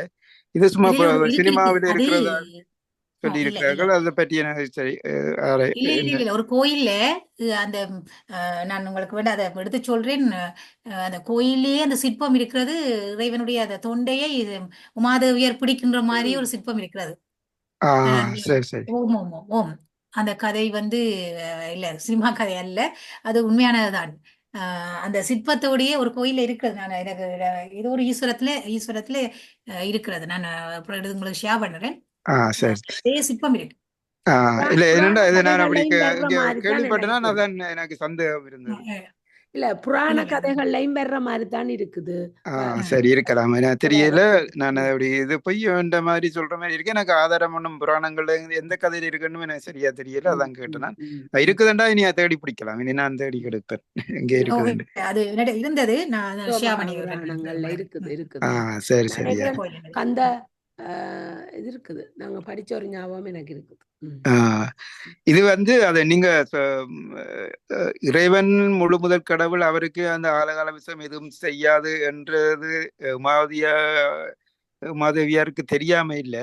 அவர்கள் எங்களுக்காக இந்த ஆன்மாக்கள் உணரும் பொருட்டு அதை செய்ததாகத்தான் அதை நாங்கள் எடுத்துக்கொள்ள வேண்டும் என்றுதான் நான் நினைக்கிறேன். ஓம். இப்போ எப்படி மணிவாசகர் அவ்வளவு உணர்ந்த ஒரு ஆன்மாவா இருந்தாலும் அவர் எங்களை நினைச்சு கொண்டு செய்த மாதிரி. மற்றது இங்க இந்த இறைவன் தான் முழுமுதல் கடவுள். இப்போ உமாதேவியார் என்ன இருந்தாலும் இப்போ 2 என்று எடுக்க முடியாதானே. அதுக்காக பாகம் பிரியாமல் அர்த்தநாரீஸ்வரராகவும் தோற்றம் கொடுத்தது. இப்ப இறைவன் தான் முழுமுதல் கடவுள். அப்ப அடுத்தது இப்ப உமை அம்மையார் என்று சொன்னால் எப்படியும் இறைவனுக்கு அடுத்ததாக கொல்லப்படுகிற ஒரு ஆள் இறைவனுக்கு சமனான ஒரு நிலையில வச்சு நாங்கள் எண்ண முடியாதுன்றதையும் அதுக்குள்ள நாங்கள் உணர்வதாக இருக்கலாம். இல்ல இந்த உலகத்துக்கு இந்த உலகத்துக்குள்ள இறைவன் முழுமுதல் கடவுள், மாதேவியார் இணை பிரியாதவ, அதுல சந்தேகம் இல்ல. இந்த உலகத்துக்கு அவர்கள் எங்களுக்கு திருவிளையாடலாக செய்யும் போது, உலகத்துக்கு எங்களுக்கு உணர்த்த வரும்போது இப்படியான சில இதை திருவிளையாடல் என்று சொல்றது. திருவிளையாடல் அதுதான் எடுத்துக்கொள்ளலாமே தவிர, இது எங்களுக்காக ஆன்மாக்களுக்காக, ஆன்மாக்கள் உணர்வதற்காக, உண்மையை உணர்வதற்காக இங்க எப்படி ஒரு உருவம் தாங்கி வந்து எங்களுக்கு அருள் செய்கிறாரோ அது போல இப்படியான திருவிளையாடல்களை செய்து எங்களுக்கு அதை உணர்த்துகிறார் என்றுதான் நாங்கள் கொள்ள வேண்டும் என்றுதான் நான் நினைக்கிறேன். அதுல ஜானை இந்த தோலை உரி கேக்கல எவ்வளவுத்துக்கு அவ நடுங்கி பயந்து இதண்டாவோ, அவரை போர்க்க அவரை ஒரு நிமிடம் அவர் இப்படி போர்க்க முதல் அவ பயந்து அதை எடுக்க சொல்லிட்டா. அது மாதிரி இதுவும் உண்டே ஆனந்தியம். அப்படியா கன திருவிளையாடல் சிவலிங்க பூசை செய்யும் போது மண்ணுல சிவலிங்கம் செய்து பூசை செய்யும் போது தன்னோட அணைத்து வைத்திருந்தது, அதுல கையடையாளம் மார்படையாளம் எல்லாம் சிவலிங்கத்தில இருந்தான்னு சொல்றது. இதுல எல்லாமே எங்களுக்காக இங்க இந்த பூமியில வாழ்ற ஆன்மாக்களால இப்படி செய்தால்தான் அவர்களால. சொல்லுங்க ஐலன் சார். ஒரு நல்ல விஷயம். சுந்தரமூர்த்தி நாயனார்ட்ட தேவாரத்திலே அது வருது. மால்வரை மத்தன நாட்டி கோளரவு சுற்றி கடைந்தெழுந்த ஆலநஞ்சு கண்ட மிக இரிய அமர்கள் கருள் புரிவது கருதி நீல மார்கடல் விடந்தனை உண்டு கண்டத்தே வைத்த பித்தனி செய்த சீலம் கண்டுனும் திருவடி அடைந்தேன் செடும்பொழித்திருப்பும் கூறுளான. எல்லாம் இறைவனுடைய ஒரு திருவிளையாடல். ஆனா ஒரு விஷயம், சக்திக்கும் விளங்காத நுட்பங்கள் சிவத்திடம் இருக்கின்றதற்கு பல இடங்கள்ல உதாரணமாக தான் இல்லாட்டி சிவன் என்னண்டு இயங்குகிறார் பாப்பம் என்று சொல்லி உமையம்மையார் பிரிஞ்ச ஒரு கணம் உலகத்தில் எவ்வளவோ விபரீதங்கள் ஏற்பட்டது. அந்த தவறை நீக்கிறது தான் 64 இடத்திலே சிவபூஜை செய்ததாக தேவி பராக்கிரமம் சொல்லுகிறது. ஆகவே அந்த முழுமுதற் கடவுளுடைய அந்த ஆனந்தமி சொன்ன முழுமுதற் கடவுளுடைய அந்த சிந்தனை என்பது அது உண்மையிலே அது நாங்கள் வியப்புக்குரியதுதான். ஏனென்றால் பல இடங்களிலே சக்தி குழம்பி இருக்கிறார். அப்ப அந்த இடங்கள் எல்லாம் இறைவனுடைய திருவிளையாடல் தான். அது என்னன்னா தன்னுடைய தனித்தன்மையை காட்டுகிற, அதாவது சுரூப லட்சணத்தினுடைய உச்ச நிலையை காட்டுகிற ஒரு விஷயம். அப்ப அந்த அது உண்மையில உமாதேவியார் தெரியாம பிடிச்சதல்ல, அது உலகத்துக்கு தெரியப்படுத்தணும் என்று சொல்லி உமையம்மையார் அதை செய்தார். அது நீங்க அதுதான் இந்த உண்மை. என்னண்டா உமையம்மையார் கீழே போனா அந்த நீலகண்டம் என்ற ஒரு மூர்த்தம் உருவாகிறார். 64 திருமூர்த்தங்களில் திருநீலகண்டர் ஒரு மூர்த்தம் தடத்தல்லையில. அப்ப அந்த மூர்த்தம் உலகத்துக்கு போகாது. அது என்னத்தை காட்டுதென்றால் இப்ப இருக்கிற அணு ஆயுதத்தை கூட கட்டுப்படுத்தக்கூடிய ஆற்றல் சிவனிடம் இருக்கிறது. அதான் உண்மை. என்னென்றால் அணுவாயத்தை விட சக்தி வாய்ந்தது அந்த அழகான விஷயம். 4 வகையான விஷயம். அது நாராயணரை அடிச்சுட்டா யோசிச்சு பாருங்க. காத்த கடவுள் நாராயணரை அடிச்சு கருணையில் என்றமா மாற்றி அது முன்னர் இருக்கிற அணுவாயுதத்தை விட சக்தி படைத்தது. ஆனா எந்த அணுவாயுதம் எது வந்தாலும் அவற்றில இருந்து காப்பாற்றுவார் என்று சுந்தரமுத்தினார் மிக இரிய அமர்கள் அருள் புரிவது கருது. நீலமார்கடல் விடந்தனை உண்டு கண்டத்தே வைத்த நீலமார்கடல் விடம், அது ஒரு பெரிய ஒரு வதன். அப்ப நாங்கள் எந்த பெரிய துன்பம் வந்தாலும் சிவன் எங்களை காப்பார், சிவனை மிஞ்சினது எதுவும் இல்லை என்ற மிகப்பெரிய ஒரு தத்துவம் தான் அந்த தத்துவம். உண்மையிலே அது நாங்கள் அந்த வரலாறு பெரிய புராணத்துல திருநீலகண்டம் மீது ஆணை அண்ட உடனே யாருமே நினைச்சு செய்யலாத ஒரு விஷயத்தை அவர் செய்தார். அவ்வளவு காலம் சத்திய வாக்கு. அவ்வளத்துக்கு அந்த திருமூர்த்தம் ஒரு மகிமை மிக்கது. உண்மையிலே உங்களுடைய சிந்தனை ஊடாக நாங்களும் அதை பகிர்ந்திருக்கிறோம். நன்றி அகிலன் சார். நன்றி நன்றி ஐயா. இதுல இன்னும் ஒன்று கூறுவார்கள், சிவபெருமான் அவருடைய கண்டத்துல இந்த நஞ்சை வைத்திருக்கும் போது அவருடைய கண்டம் நீளமாக மாறியது என்றால், அப்ப அந்த விஷம் சிவபெருமானுக்கும் பாதிப்பை ஏற்படுத்தி இருக்கு என்று நினைக்க கூடாது. அது அப்படியே இல்லை. ஏனென்றால் அவர் விஷத்தை விழுங்கும் போது அவருடைய கண்ட நீளமா வந்துட்டுதுண்டா, அப்ப சிவபெருமானை விட விஷம் மேலானது என்ற நிலைக்கு அதை நினைக்க கூடாது. அவர் நீளத்தை கண்டத்துல விஷத்தை வைத்திருக்கிறது தேவர்கள் கேட்டுக்கொண்டதற்கிணங்க கண்டத்துல விஷத்தை வைத்திருந்தார். ஏனென்றால் இந்த பாற்களை களையும் போது தாங்கள் சிவபெருமானை மறந்து அதை செய்த காரணத்தினால அந்த விஷம் வந்தது. அந்த விஷத்தை கண்டத்துல வைத்திருந்தால் தான் அது உலகத்துக்கும் எங்களுக்கும் ஞாபகமாக இருக்கும். ஆகவே அதை கண்டத்துல வைத்திருக்கணும் என்று தேவர்கள் வேண்டிக் கொண்டதன் இணங்க அவர் கண்டத்திலே வைத்திருந்தார் என்று ஒரு இடத்துல கேள்விப்பட்டேன். உண்மையாக இருக்கலாம். நல்ல ஒரு விஷயம் அகிலன் சார். என்னென்றால் விஞ்ஞானத்தின்படி எதற்கும் ஒரு மறுதாக்கம் உண்டு. இப்ப இந்த நஞ்ச சிவபெருமான் ஏற்று அதை இப்ப உதாரணமாக அணு ஆயுதத்தை கொண்டு போய் சில நாடுகள் கடலுக்குள்ள வச்சிருக்கிறாங்க. ஏண்டா வெடிச்சா எல்லாம் துளைஞ்சு போகுது. ஆனா கடலுக்கு வெடிச்சுதான் நெறிமலை வெடிச்சு சுனாமி வந்தது. அப்ப கனவெருக்க தெரியும். அப்ப அதே மாதிரி அந்த அணுவாயுதத்தை சரியான முறையில பாதுகாக்காட்டி ஒரு நொடியில உலகம் அழிஞ்சிடும். அதே மாதிரி இந்த நஞ்ச வேறு எங்கேயுமே விடையலாது சிவன். அதனால தேர்ந்து உலகத்துக்கு அழிவு செய்து கொண்டே இருக்கும். வெளிப்பட்டு விட்டது. அப்ப அதுதான் அவற்றை அதுதான் அந்த அவற்றை பெரும் கருணை, அது இந்த திறம். அப்ப அது ஒண்ணும் செய்யலாம. ஆனா எங்களுடைய ஆட்கள் இதுக்கு நல்ல ஒரு உதாரணம் விநாயக புராணத்துல வருது. பார்க்க புராணத்துல பிருகுமுனிவரால் இயற்றப்பட்டது. அதாவது அனலாசூரனை விநாயக பெருமான் விழுங்கின உடனே இந்த நீ என்ன எல்லா இடத்தையும் தேடிக்கொண்டிருக்கிற எந்த வயதுக்கு உலகங்கிற போய் பாருன்னு விழுங்கின உடனே இந்த அனலாசூரன் அவன் வெப்பத்தை கக்கிறவன் என்பதால் ஏற்பட்ட வெப்பம் உலகத்தை தவித்ததே தவிர விநாயகர் கொண்டும் செய்யல. ஆனால் உலகம் எல்லாம் வெப்பமாகி எல்லாருக்கும் துன்பங்கள் செய்து கொண்டிருக்கீங்க. அப்ப முனிவர்கள் ஒண்டா கொண்டே அப்புறாங்க, சந்தனம் கொண்டே அப்புறாங்க, பன்னீரை ஊத்துறாங்க, பூக்களை போடுறாங்க, குளிர்ச்சியான எத்தனையோ செய்தும் அந்த உலகத்துக்கு அந்த அனலாசூரனை விளங்கினாலே ஏற்பட்ட வெப்பம் தனியே. ஆனா கட்டசியா முனிவர்கள் எல்லாம் ஆராய்ஞ்சு இந்த அருகுக்கு இருக்கிற சக்தியை நினைச்சு கொண்டு அருக கட்டுக்கட்டா கொண்டு போய் பினாருடைய திருமேனியை அப்பின உடனே அந்த அனலாசூரனால உலகத்துக்கு ஏற்பட்ட வெப்பம் தணிந்து கொண்டு போகும். தணிஞ்சு கொண்டு போயிக்க உடனேதான் பினார் சொல்லுகிறார், இனிமேல் இந்த பூசையில கட்டாம ஒரு அருகாவது இருக்கணும், ஒரு அருகு இல்லாட்டி என்ற பூஜையின பலன் கிடைக்காது. அதான் விநாயகர் பூஜைக்கு எங்கேயாவது தேடி ஒரு அருகாவது நாங்க சமர்ப்பிக்கணும். இல்லை என்றால் ஒரு மந்தார மலர் அல்லாட்டி ஒரு வன்னி பத்திரம் இல்லை என்றால் அந்த அது விநாயகரை பேர் இன்னொரு இடத்துல அதுக்கு ஒரு இது சொல்றாரு, சரி அருகு கிடைக்காட்டி வன்னியோ அல்லது மந்தாரம் பூவோ போடலாம். அப்ப அர்ச்சிக்க வேணும். அப்ப அந்த வரலாறின் படியும் அந்த சுவாமிக்கு இது எதுவுமே செய்யாது. ஆனா இதுல ஒரு கவலைக்குரிய அந்த நீல நிறத்தை வச்சுக்கொண்டு இப்படி எங்கட கோயில்கள் எல்லாத்திலையும் சிவனை நீளமா காட்டுறது தவறு.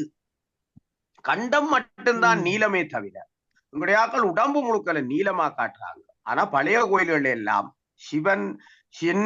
சிவமண்டா செம்மேனியன் அந்த சிவன்றத்துலதான் இப்ப பெயிண்ட் அடிக்காங்க. நான் இப்ப கன்னடத்தை சொல்லி சில இடத்த செய்யறாங்க.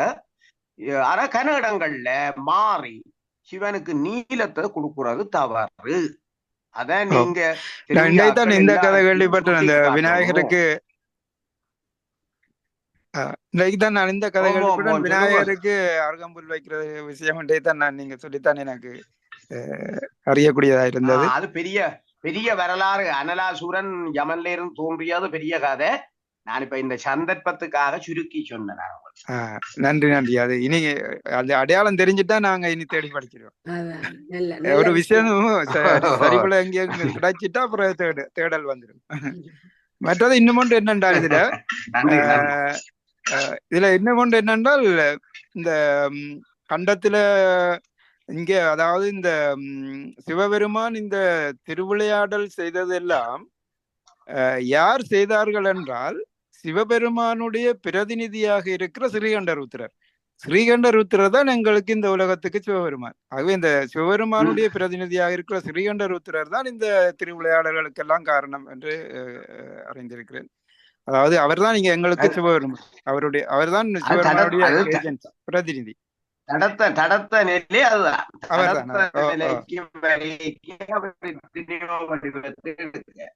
ஸ்ரீகண்டருத்திரரோ அவர் தான் எங்களுடைய சிவபெருமான். அவர் தான் இந்த திருவிளையாடல்கள் எல்லாம் எங்களுக்காக செய்தது. மிக்க நன்றி. அருமையான ஒரு சிந்தனையும் உரையாடலும் மிக பயனுள்ளதாக இருந்தது.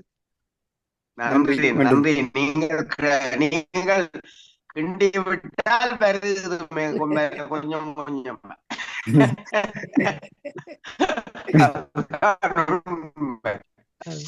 ஸ்ரீகண்டருத்திரர் தான் ஆன்ம தத்துவங்களுக்கு தலைவர். அவர் தான் இங்க எங்களுக்கு சிவபெருமான். அவர் சிவபெருமானா அவருடைய சைவ வினாடியில சொல்லி இருக்கிறார். ஸ்ரீகண்டருத்திரர் வந்து என்னன்னா அந்த ஆகம உபதேச மரபு, வேத உபதேச மரபு, தட்சிணாமூர்த்தி உபதேச மரபு இந்த கீழ்நிலைக்கு கொண்டு வர அதனுடைய ஒரு முக்கியமான இணைப்பாளர். அதுல அந்த பரம்பரை திருக்கையிலாய பரம்பரை எல்லாம் எல்லாம் வருது. அதெல்லாம் அந்த செய்ய மாட்டார். அதுக்காக ஸ்ரீகண்டருத்திரர் ஒரு நிலையை உருவாக்கி அப்படியே அதனூடாக அந்த மரபை குருமரபை கொண்டு வரேன். வேற யாரும் சந்தேகம் இருந்தா நீங்க கேட்கலாம். நன்றி. பாலசிங்கம் ஐயா கேட்க போறீங்களோ ஏதோ? வணக்கம். கனகாலத்து பேருந்து எல்லோருக்கும் வணக்கம். ஆனந்தி மிஸ் என்ற கருத்துகள் நல்ல கருத்துகள் நல்லா இருந்த கேட்க. ஒரே ஒரு குறிப்பு தான், நமச்சிவாய வாழ்க, நமசிவாய வாழ்க, நமசிவாய போற்றியோ நமச்சிவாய போற்றி என்னும் பெறும் வாழ்க என்னும் பெறும் பல இடங்கள்ல உண்மைப்படி நமச்சிவாய வாழ்க நாதந்தால் வாழ்க என்று சொல்லிக்குள்ள நமச்சிவாயன்றது இறைவனுடைய பெயரை இறைவனை வாழ்த்துறது. நமசிவாயன்றதுதான் மந்திரம். அப்ப அங்க பாடல விரைக்குள்ள நமச்சிவாயமோ நமசிவாயமோன்னு நாங்கள் பார்க்கணும். இன்றைக்கு வந்த இதுல கடவுள் போற்றி நமச்சிவாய போற்றி என்று சொல்லிக்குள்ள அது இறைவனுக்குத்தான் போற்றி சொல்லப்படுது. மந்திரம் அதுல வராது. மந்திரம் என்றா நமசிவாய, அது மா மந்திரம் என்றும் நமசிவாய என்றுதான் வரும். அந்த வித்தியாசம் பாடிக்க சிலர் நமசிவாய வாழ்க என்று பாருங்க. நமசிவாய இல்லை, நமச்சிவாய வாழ்க, நாதென்றால் வாழ்க தான் அந்த உண்மையான இது. அது கடவுளுக்குத்தான் அந்த வாழ்த்தண்ட கருத்தை தான் நான் சொல்லி வைக்க விரும்புகிறேன். நன்றி. கமல்நாதன் ஐயாவும் இதை பற்றி சொல்லுங்க மிஸ். சாரி. நமச்சிவாய் என்று வரைக்கும் 6 எழுத்துல வந்துருது. 5 எழுத்து தான் அந்த பஞ்சாட்சரம் என்று சொல்லப்படுது. பஞ்சாட்சரம் 5 எழுத்து, 6 எழுத்து வரைக்குள்ள இறைவன் பெயர். அந்த மந்திரத்தை கொண்டு மந்திரத்தாலே அடையக்கூடிய இறைவனுக்கு நமச்சிவாய என்றுதான் சரியான இது வேணும். நமச்சிவாய வாழ்கிறதான் அதுல இருக்கிறது. நமசிவாய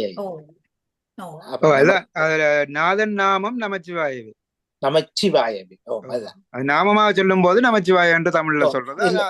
எழுத்தாக சொல்லும் போது என்று 5 எழுத்தாக இல்ல இல்ல.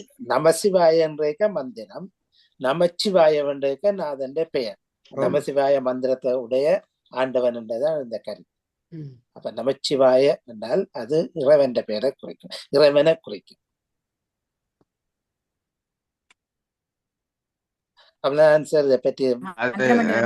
பாலசிங்கம் ஐயா சொல்ற நல்ல விஷயம். ஆனா அந்த திருவாசகத்தின் முதலாவது வருவது மந்திரம் நமசிவாயதான். நமசிவாய வாழ்க.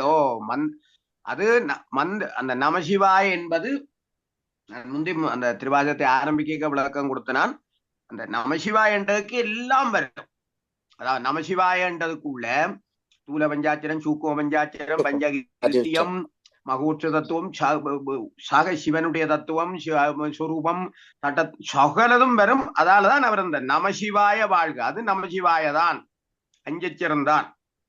அதிலே நாங்கள் ஆனா நமச்சிவாய என்று சொல்லிக்கல அதந்த நாங்க சொல்லு பிரயோகத்துக்காக அது நமச்சிவாய வாழ்கை அந்த இச்சை சேர்க்கிற ஒரு முறை வந்துட்டுது. ஆனா மந்திரத்துக்கு அது சொன்னா அது வேலை செய்யாது. நமசிவாய என்று சொல்லாட்டி அந்த மந்திரம் வேலை செய்யாது, அட்சரம். அப்ப நமச்சிவாயன்றது நாங்கள் போற்றி சும்மா இந்த தமிழ்ல அர்ச்சனை செய்கிறோம் தானே. நடராஜா போற்றி, சிதம்பரேஸ்வரா போற்றி, லிங்கேஸ்வரா போற்றி, நமச்சிவாய போற்றி என்று வாரது. அல்ல பஜனை பாட்டுகள்ல படிக்க அதை பயன்படுத்தலாமே தவிர மந்திர உச்சாரணத்துக்கு இச்சை சேத்தம்ண்டா அது வேலை செய்யாது, அது நாமம். அப்ப அதுல நாங்கள் கவனமா இருக்கணும். ஆனா இப்ப யாகத்துக்கு ஆவுதி கொடுக்கையும் ஓம் நமசிவாய ஸ்வாகா என்று கொடுத்தால் அது மிக பவர். ஆனால் ஓம் நமச்சிவாய ஸ்வாகா கொடுத்தா அது நாமத்தை சொல்லி கொடுக்கறது, அதுக்கு பவர் குறைவுதான். அப்ப நாங்கள் அந்த மந்திரத்தை மந்திரமா பயன்படுத்தினா அதுக்கு பவர் கூட, அதை நாமமா பயன்படுத்திக்கல அதனுடைய சக்தி இல்லை என்றல்ல. மந்திரம் நாமத்தை உள்ளடக்கி எல்லாத்தையும் வேலை செய்யும். இப்ப உதாரணமா நான் எங்கட கோயில்ல பார்த்திருக்கிறேன், ஆக மாறாத வருத்தங்கள், பிரச்சனைகள், சிக்கல்கள் யாருக்கும் வந்திருந்தால் சிலதை ஒன்றும் செய்யலாது குருநாட்ட சத்தியவாக கேட்கணும். குருநாட்ட சத்தியவாக கேட்கல ஓம் நமசிவாய என்ற திருவைந்தெழுத்தின் மீது ஆணை, இவருக்குள்ள இந்த நோய்கள், பிணிகள், வருத்தங்கள் மாறிவிட வேணும் என்று ஆணையிட்டால் உடனே விலகிடும். நான் அதுதான் அந்த நேரத்துல அதோட பவரை பார்க்கிறேன். இந்த நமசிவாயத்தை மிஞ்சின இது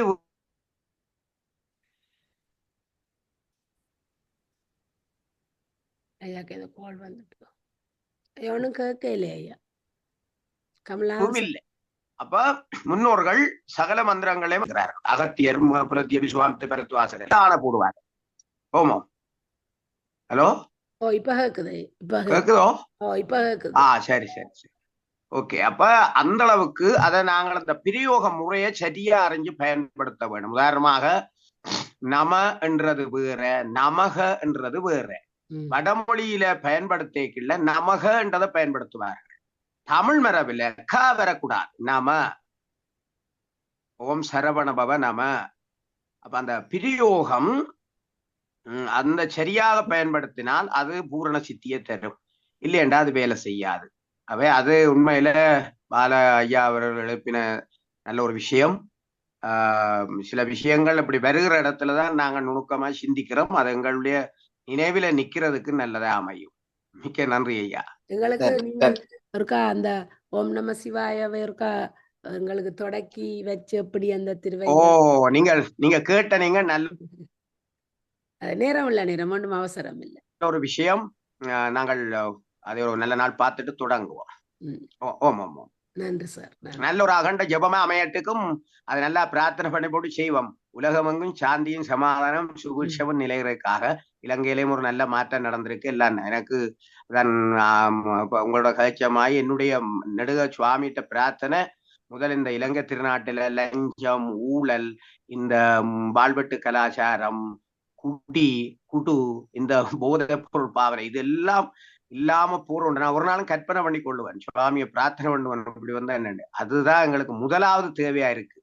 பிள்ளைகளை நம்பி விடையிலாத ரோட்டில டியூஷனுக்கு போனா காவல் நிக்க வேணும், பிள்ளை ஏற்றிக்கொண்டும், பிள்ளைகளுக்கு என்ன நடக்கும், இந்த பிள்ளைகளை ஆளாக்கி எப்படி நாங்கள் நாளைக்கு சமூகத்துக்கு கொண்டு போறோம், பாரிய பிரச்சனைகள் எல்லாம் இருக்கு. எல்லாம் சுவாமிதான் பார்த்து கொள்ளணும். அந்த அகண்ட பிரார்த்தனை நாங்க செய்வோம். இல்ல, நன்றி சார். வேற யாரும் கதைக்கிறாண்டா கதைக்கலாம். மிஸ், பாடத்தோட சம்பந்தமான டவுட் இல்ல, கொமனான டவுட் தான் கேக்குறேன். இந்த சிவனேன் யானையின் தோலை உரிச்சு போர்த்தினவர் என்ற கதையை சுருக்கமா சொல்லேலுமா? நெடுக அந்த பாட்டுல வருது, இந்த நத்தார் படை என்ற தேவாரத்திலையும் மத்தம் மத யானையுரி போர்த்த மணவாளன் என்று வருது. அப்ப பிள்ளைகளுக்கு கிணமனுக்கு விளக்கம் சொல்லலாம். சொல்லுங்க ஆனந்தி அம்மா. கமலநாதன் ஐயா சார், அந்த கதை ஒரு வடிவா சொன்னவர் சார். கமலநாதன் சார் இருக்கிறீங்க தானே? நீங்க சொல்லுங்க. சார் வடிவா சொன்னவர் சொன்னா இது நிலையா இருக்கும். போற்றி திருவகவல்ல இந்த கதை வருகிற தில்லமண்ட மிஸ் தான் எடுத்தவாக அவ அப்படியே நோமலா விளக்கம் சொல்லி கொண்டு போயிட்டா. அந்த போற்றி திருவகவல்ல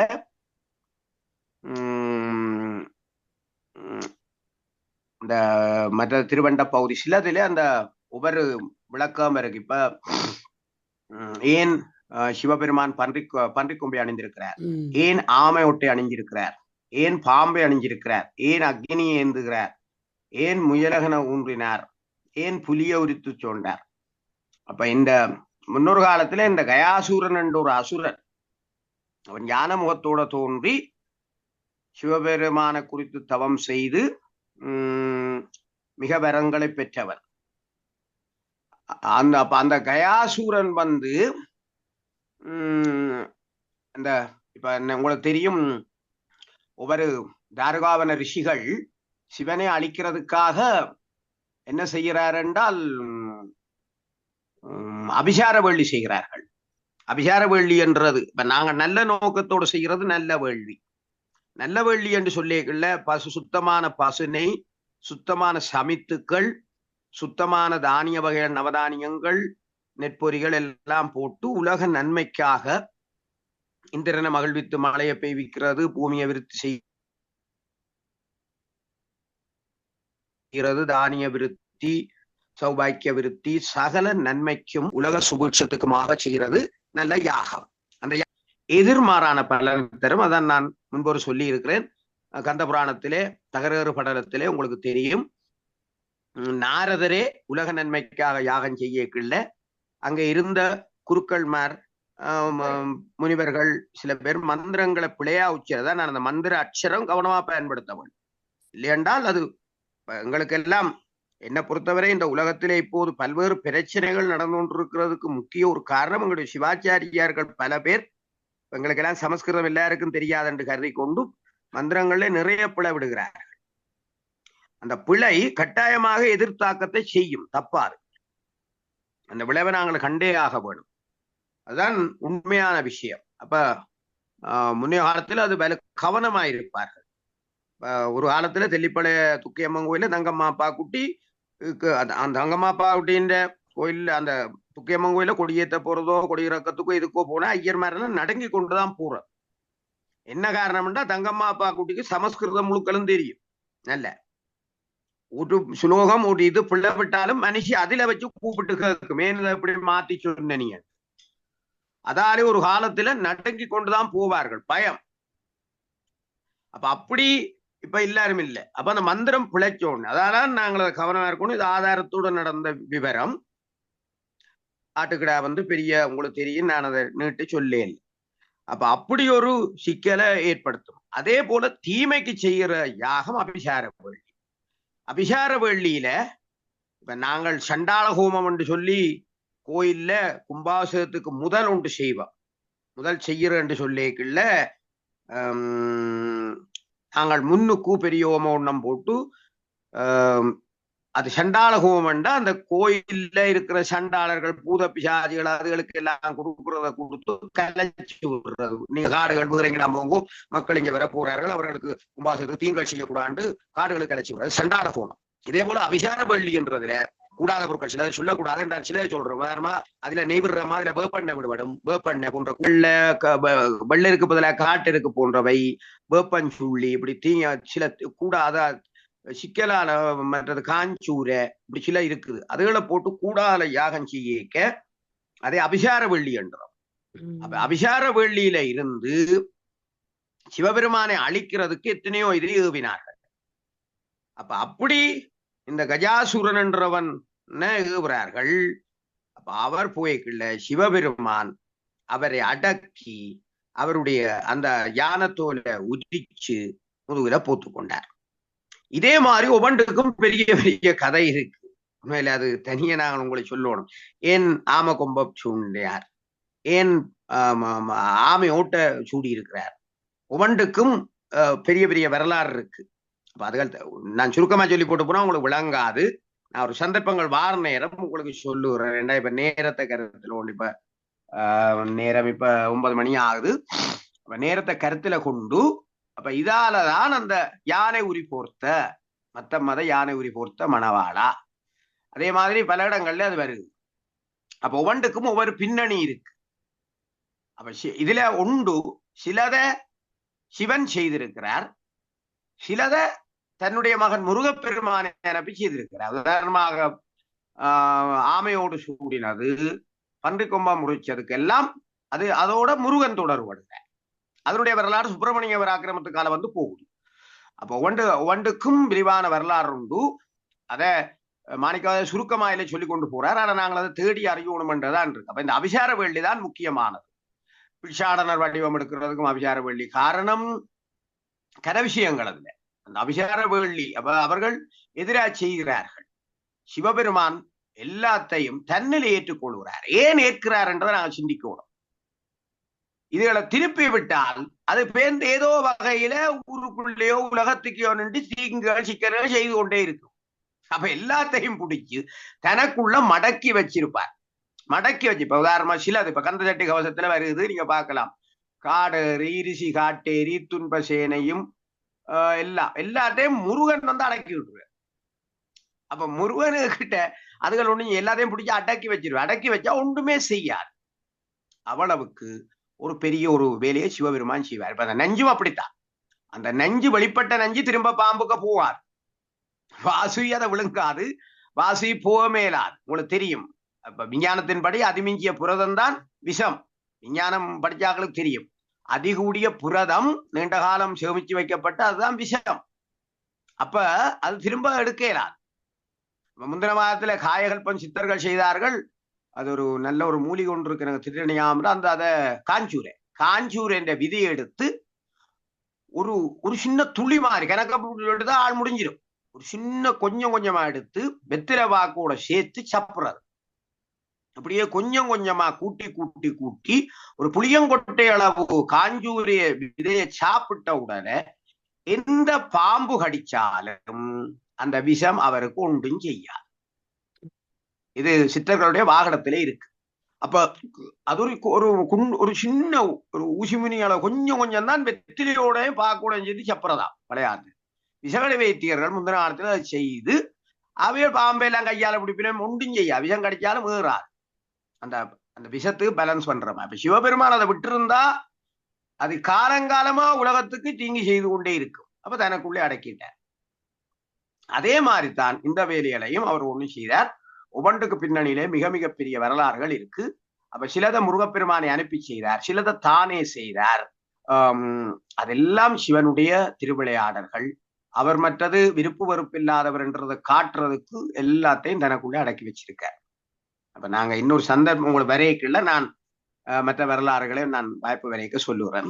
ஒன்றையும் இது கேட்ட நல்லது. அப்ப அந்த கயாசூரன் அந்த அவன் அழிக்க போறான் யானை வடிவம். ஆனா அந்த என்ன சுவாமி எங்கட சுவாமி தவத்துக்கு இறங்கும் வரத்தை கொடுக்கும் பேந்து தானே சங்கடப்பட்டு அதை தானே அடக்கும். சிலதை தான் அடக்க இல்லாத வரத்தை கொடுத்தால் அதுக்காக வேற அம்மனையோ பிள்ளையாரையோ முருகனையோ வச்சு அடக்கி அதையும் தன்னோட சேர்த்துக்கொள்ளும். அதெல்லாம் சிவனுடைய திருவிளையாடல்கள். நன்றி. நன்றி ஐயா. ஐயா உங்களுக்கு நான் ஒன்று அனுப்பியிருந்தேன். இப்போ உங்களோட வாட்ஸ்அப்புக்கு அனுப்பினான். அந்த நான் சொன்ன அந்த அவர் இறைவனுடைய கண்டத்தை உமாதேவியார் பிடிச்சது எங்கே அந்த சிலை இருக்கிறது கர்நாடகாவில மைசூர் மாவட்டத்துல நஞ்சனகுடா காந்தேஸ்வர சிவன் கோயில் என்ற இடத்துல அந்த சிற்பம் இருக்குது. நான் இப்போ உங்களுக்கு வாட்ஸ்அப்ல போட்டு விட்டேன். கமலா மிஸ் உங்களுக்கும் போடணும். உங்களுக்கு 7 மணி இல்ல ஷியா பண்ண 7 மணி சொன்னா ஷியா பண்ணுங்க. இப்ப நான் கணபதி ஐயா ஆனந்தியம்மா சொல்லுங்க. உங்களோட வாட்ஸ்அப்ல போட்டு விட்டேன். நான் போடுறேன். கணபதி ஐயாவும் என்னமோ விசாபகரணமூர்த்தி என்று போட்டிருக்கிறார். அவர் அது நீலகண்டருக்குரிய பெயர் தானம்மா.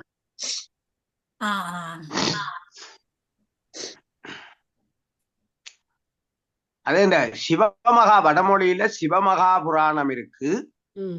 சிவமகா புராணம் பாகம் 1 பாகம் 2 ரெண்டா இருக்கு. அத இந்தியாவில பிரபல்யமான வடமொழி விற்பனர் கார்த்திகேசு என்பவர் தான் அதை மொழிபெயர்த்தவர் தமிழில. வடமொழியிலே அது சிவமகா புராணம் ஒன்று இருக்கு. அதுல இந்த வரலாறுகள் முக்கியமாக நீங்க பார்க்கக்கூடியதா இருக்கும். தேவி பாகவதம் 3 பகுதியா இருக்கு. அப்ப இது ஒரு சிற்ப சாஸ்திரத்திலோ அல்ல இதுலயோ இல்லாத ஒன்று தரம் செய்ய மாட்டார்கள். அப்ப இதுல அந்த நீலகண்டர் அந்த கண்டத்துல பிடிக்கிறது அது அந்த சிற்பங்கள் அது நீலகண்ட மூர்த்தம் மிக அற்புதம் வாய்ந்த மூர்த்தம். 64 திருமூர்த்தங்களுக்குள்ள என்னன்னா இந்த நீலகண்ட மூர்த்தத்தை பிரார்த்தனை பண்ணினா உங்களுக்கு வந்த எந்த துன்பமும் நீங்குமே. அது தேவர்கள் அசுரர்களுக்கு யாராலையும் நீக்க முடியாத துன்பத்தை சுவாமி நீக்கினவரல்லோ.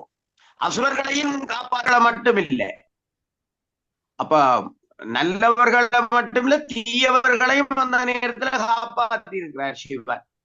அவன் இந்த திருநீலகண்ட மூர்த்தம் பண்றது அவ்வளவு ஒரு சக்தி என்னென்றால் எந்த வகையான துன்பத்தையும் நீக்கக்கூடிய ஒரு மூர்த்தம்.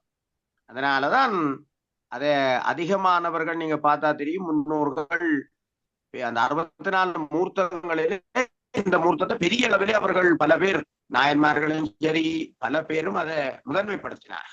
காரணம் அதுதான். சரியோ ஆனந்தி அம்மா? ஓமாம். காந்தேஸ்வர தேடிக்கொண்டு எனக்கு தெரியும் இருந்தது இந்த போன்ல என்னோட தான் சர்ச் பண்ண நான் இருந்துட்டு இதான் அந்த மூர்த்தம். சிவன் நஞ்ச பிள்ளைங்கின போது மாதவிய கலதை காட்டுற ஒரு மூர்த்தம்னு சொல்லி இருக்கு. ஐயா சொன்ன மாதிரி சுந்தரமூர்த்தி நாயனாட்ட பாடல்ல இருக்கு. அது மாதிரி நாங்க பல திருமுறைகள்லையும் அது பார்த்திருக்கிறோம். அது வர்றது வெறும் கதை அல்ல என்றதுக்கு அது ஒரு சாட்சி இருக்கு. எல்லாரையும் அகிலர் ஐயா எல்லாரையும் ஒரு சுப்பி விட்டு இருக்கிறேன்.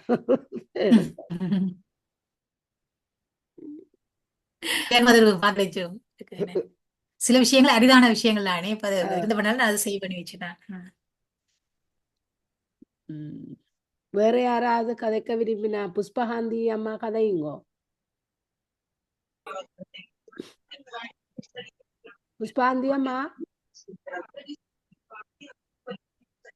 நீங்க மியூட் பண்ண எல்லாமே இருக்கு. அன்மியூட் பண்ண வாய்ஸ் சரியான லோவா இருக்குது. புஷ்பாந்தி அம்மா சத்தம் குறைவா இருக்குதம்மா.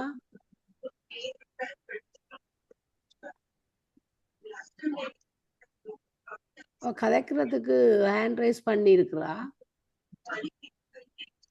கேட்கலையோ என்னமோ கதைக்கிறா போலையும் இருக்குது, விளங்குது இல்ல.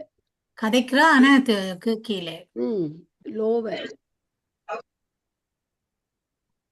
சுவாந்தி அம்மா நீங்க கதைக்கிறது கேக்குது இல்ல?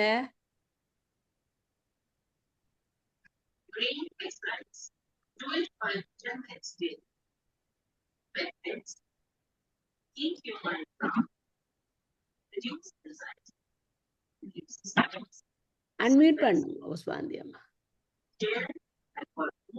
வணக்கம்மா, வணக்கம் வணக்கம் வணக்கம். வணக்கம் வணக்கம். நீண்ட காலத்துக்கு அப்புறம் சந்திக்கிறோம். ஓ ஓ வணக்கம். நிகழ்ச்சி முடிச்சிட்டீங்களோ? இல்லையா? என்ன செய்வோம் ஆனந்தி அம்மா, முடிப்போமோ? முடிக்கலாம். 9 மணி ஆயிட்டுது. ஓகே, நீங்களே முடிச்சு விடுங்க. அவன் ஒவ்வொரு மண்டேயும் இருக்குதோ அல்ல ஒவ்வொரு நாளும் இருக்கிறோம்? Monday to Friday. Monday to Friday அப்படியா தான் இருக்கும் ஐயா. இருக்கு என்ன? லிங்க் இருக்கா பாப்பேன். ரச்சியால தான் பார்த்தேன். ஓகே ஓகே, நான் போட்டு திருமந்திரத்துல போட்டுதானம்மா. நான் இப்பதான் பார்த்தேன். முடிச்சு போயிடுது. பரவாயில்ல, சந்தோஷமா செய்யுங்க, நல்லது. ஓகே ஓகே, நன்றி நன்றி. அதை முடிச்சு விடுங்க. ஆனந்தி அம்மா முடிச்சு விடுங்க. ஆனந்தி அம்மா, நன்றி அம்மா, நன்றி அம்மா. நன்றி நன்றி. வணக்கம். எல்லாரையும் காண்றோம். நன்றி. இந்த நிகழ்விலே கலந்து கொண்டிருக்கின்ற சுயமடுத்த அனைவருக்கும் நன்றிகளை தெரிவித்துக் கொள்கின்றேன். நன்றி. மீண்டும் நாளை இன்னொரு நிகழ்வை சந்திப்போம். நன்றி அம்மா, நன்றி அம்மா. மீண்டும் ஆரம்பிச்சுட்டு நாங்க மிகவும் சந்தோஷமா இருக்குது. தொடர்ந்து பார்ப்போம். நன்றி அம்மா. நன்றி. எல்லோரது சார்பிலும் அகில இலங்கை சங்கத்திற்கும் தலைவர் கமலநாதன் ஐயா அவர்களுக்கும் இதை மிக ஊக்கமாக எங்களுக்காக இதை செய்யணும் என்று ஆனந்தியம்மாவும் கமலநாதன் ஐயாவும் எடுக்கிற ஆர்வத்துக்கும் அர்ப்பணிப்புகளுக்கும் மிக மிக நன்றி. வணக்கம். வாழ்க வளமுடன். ஓம் நம சிவாய.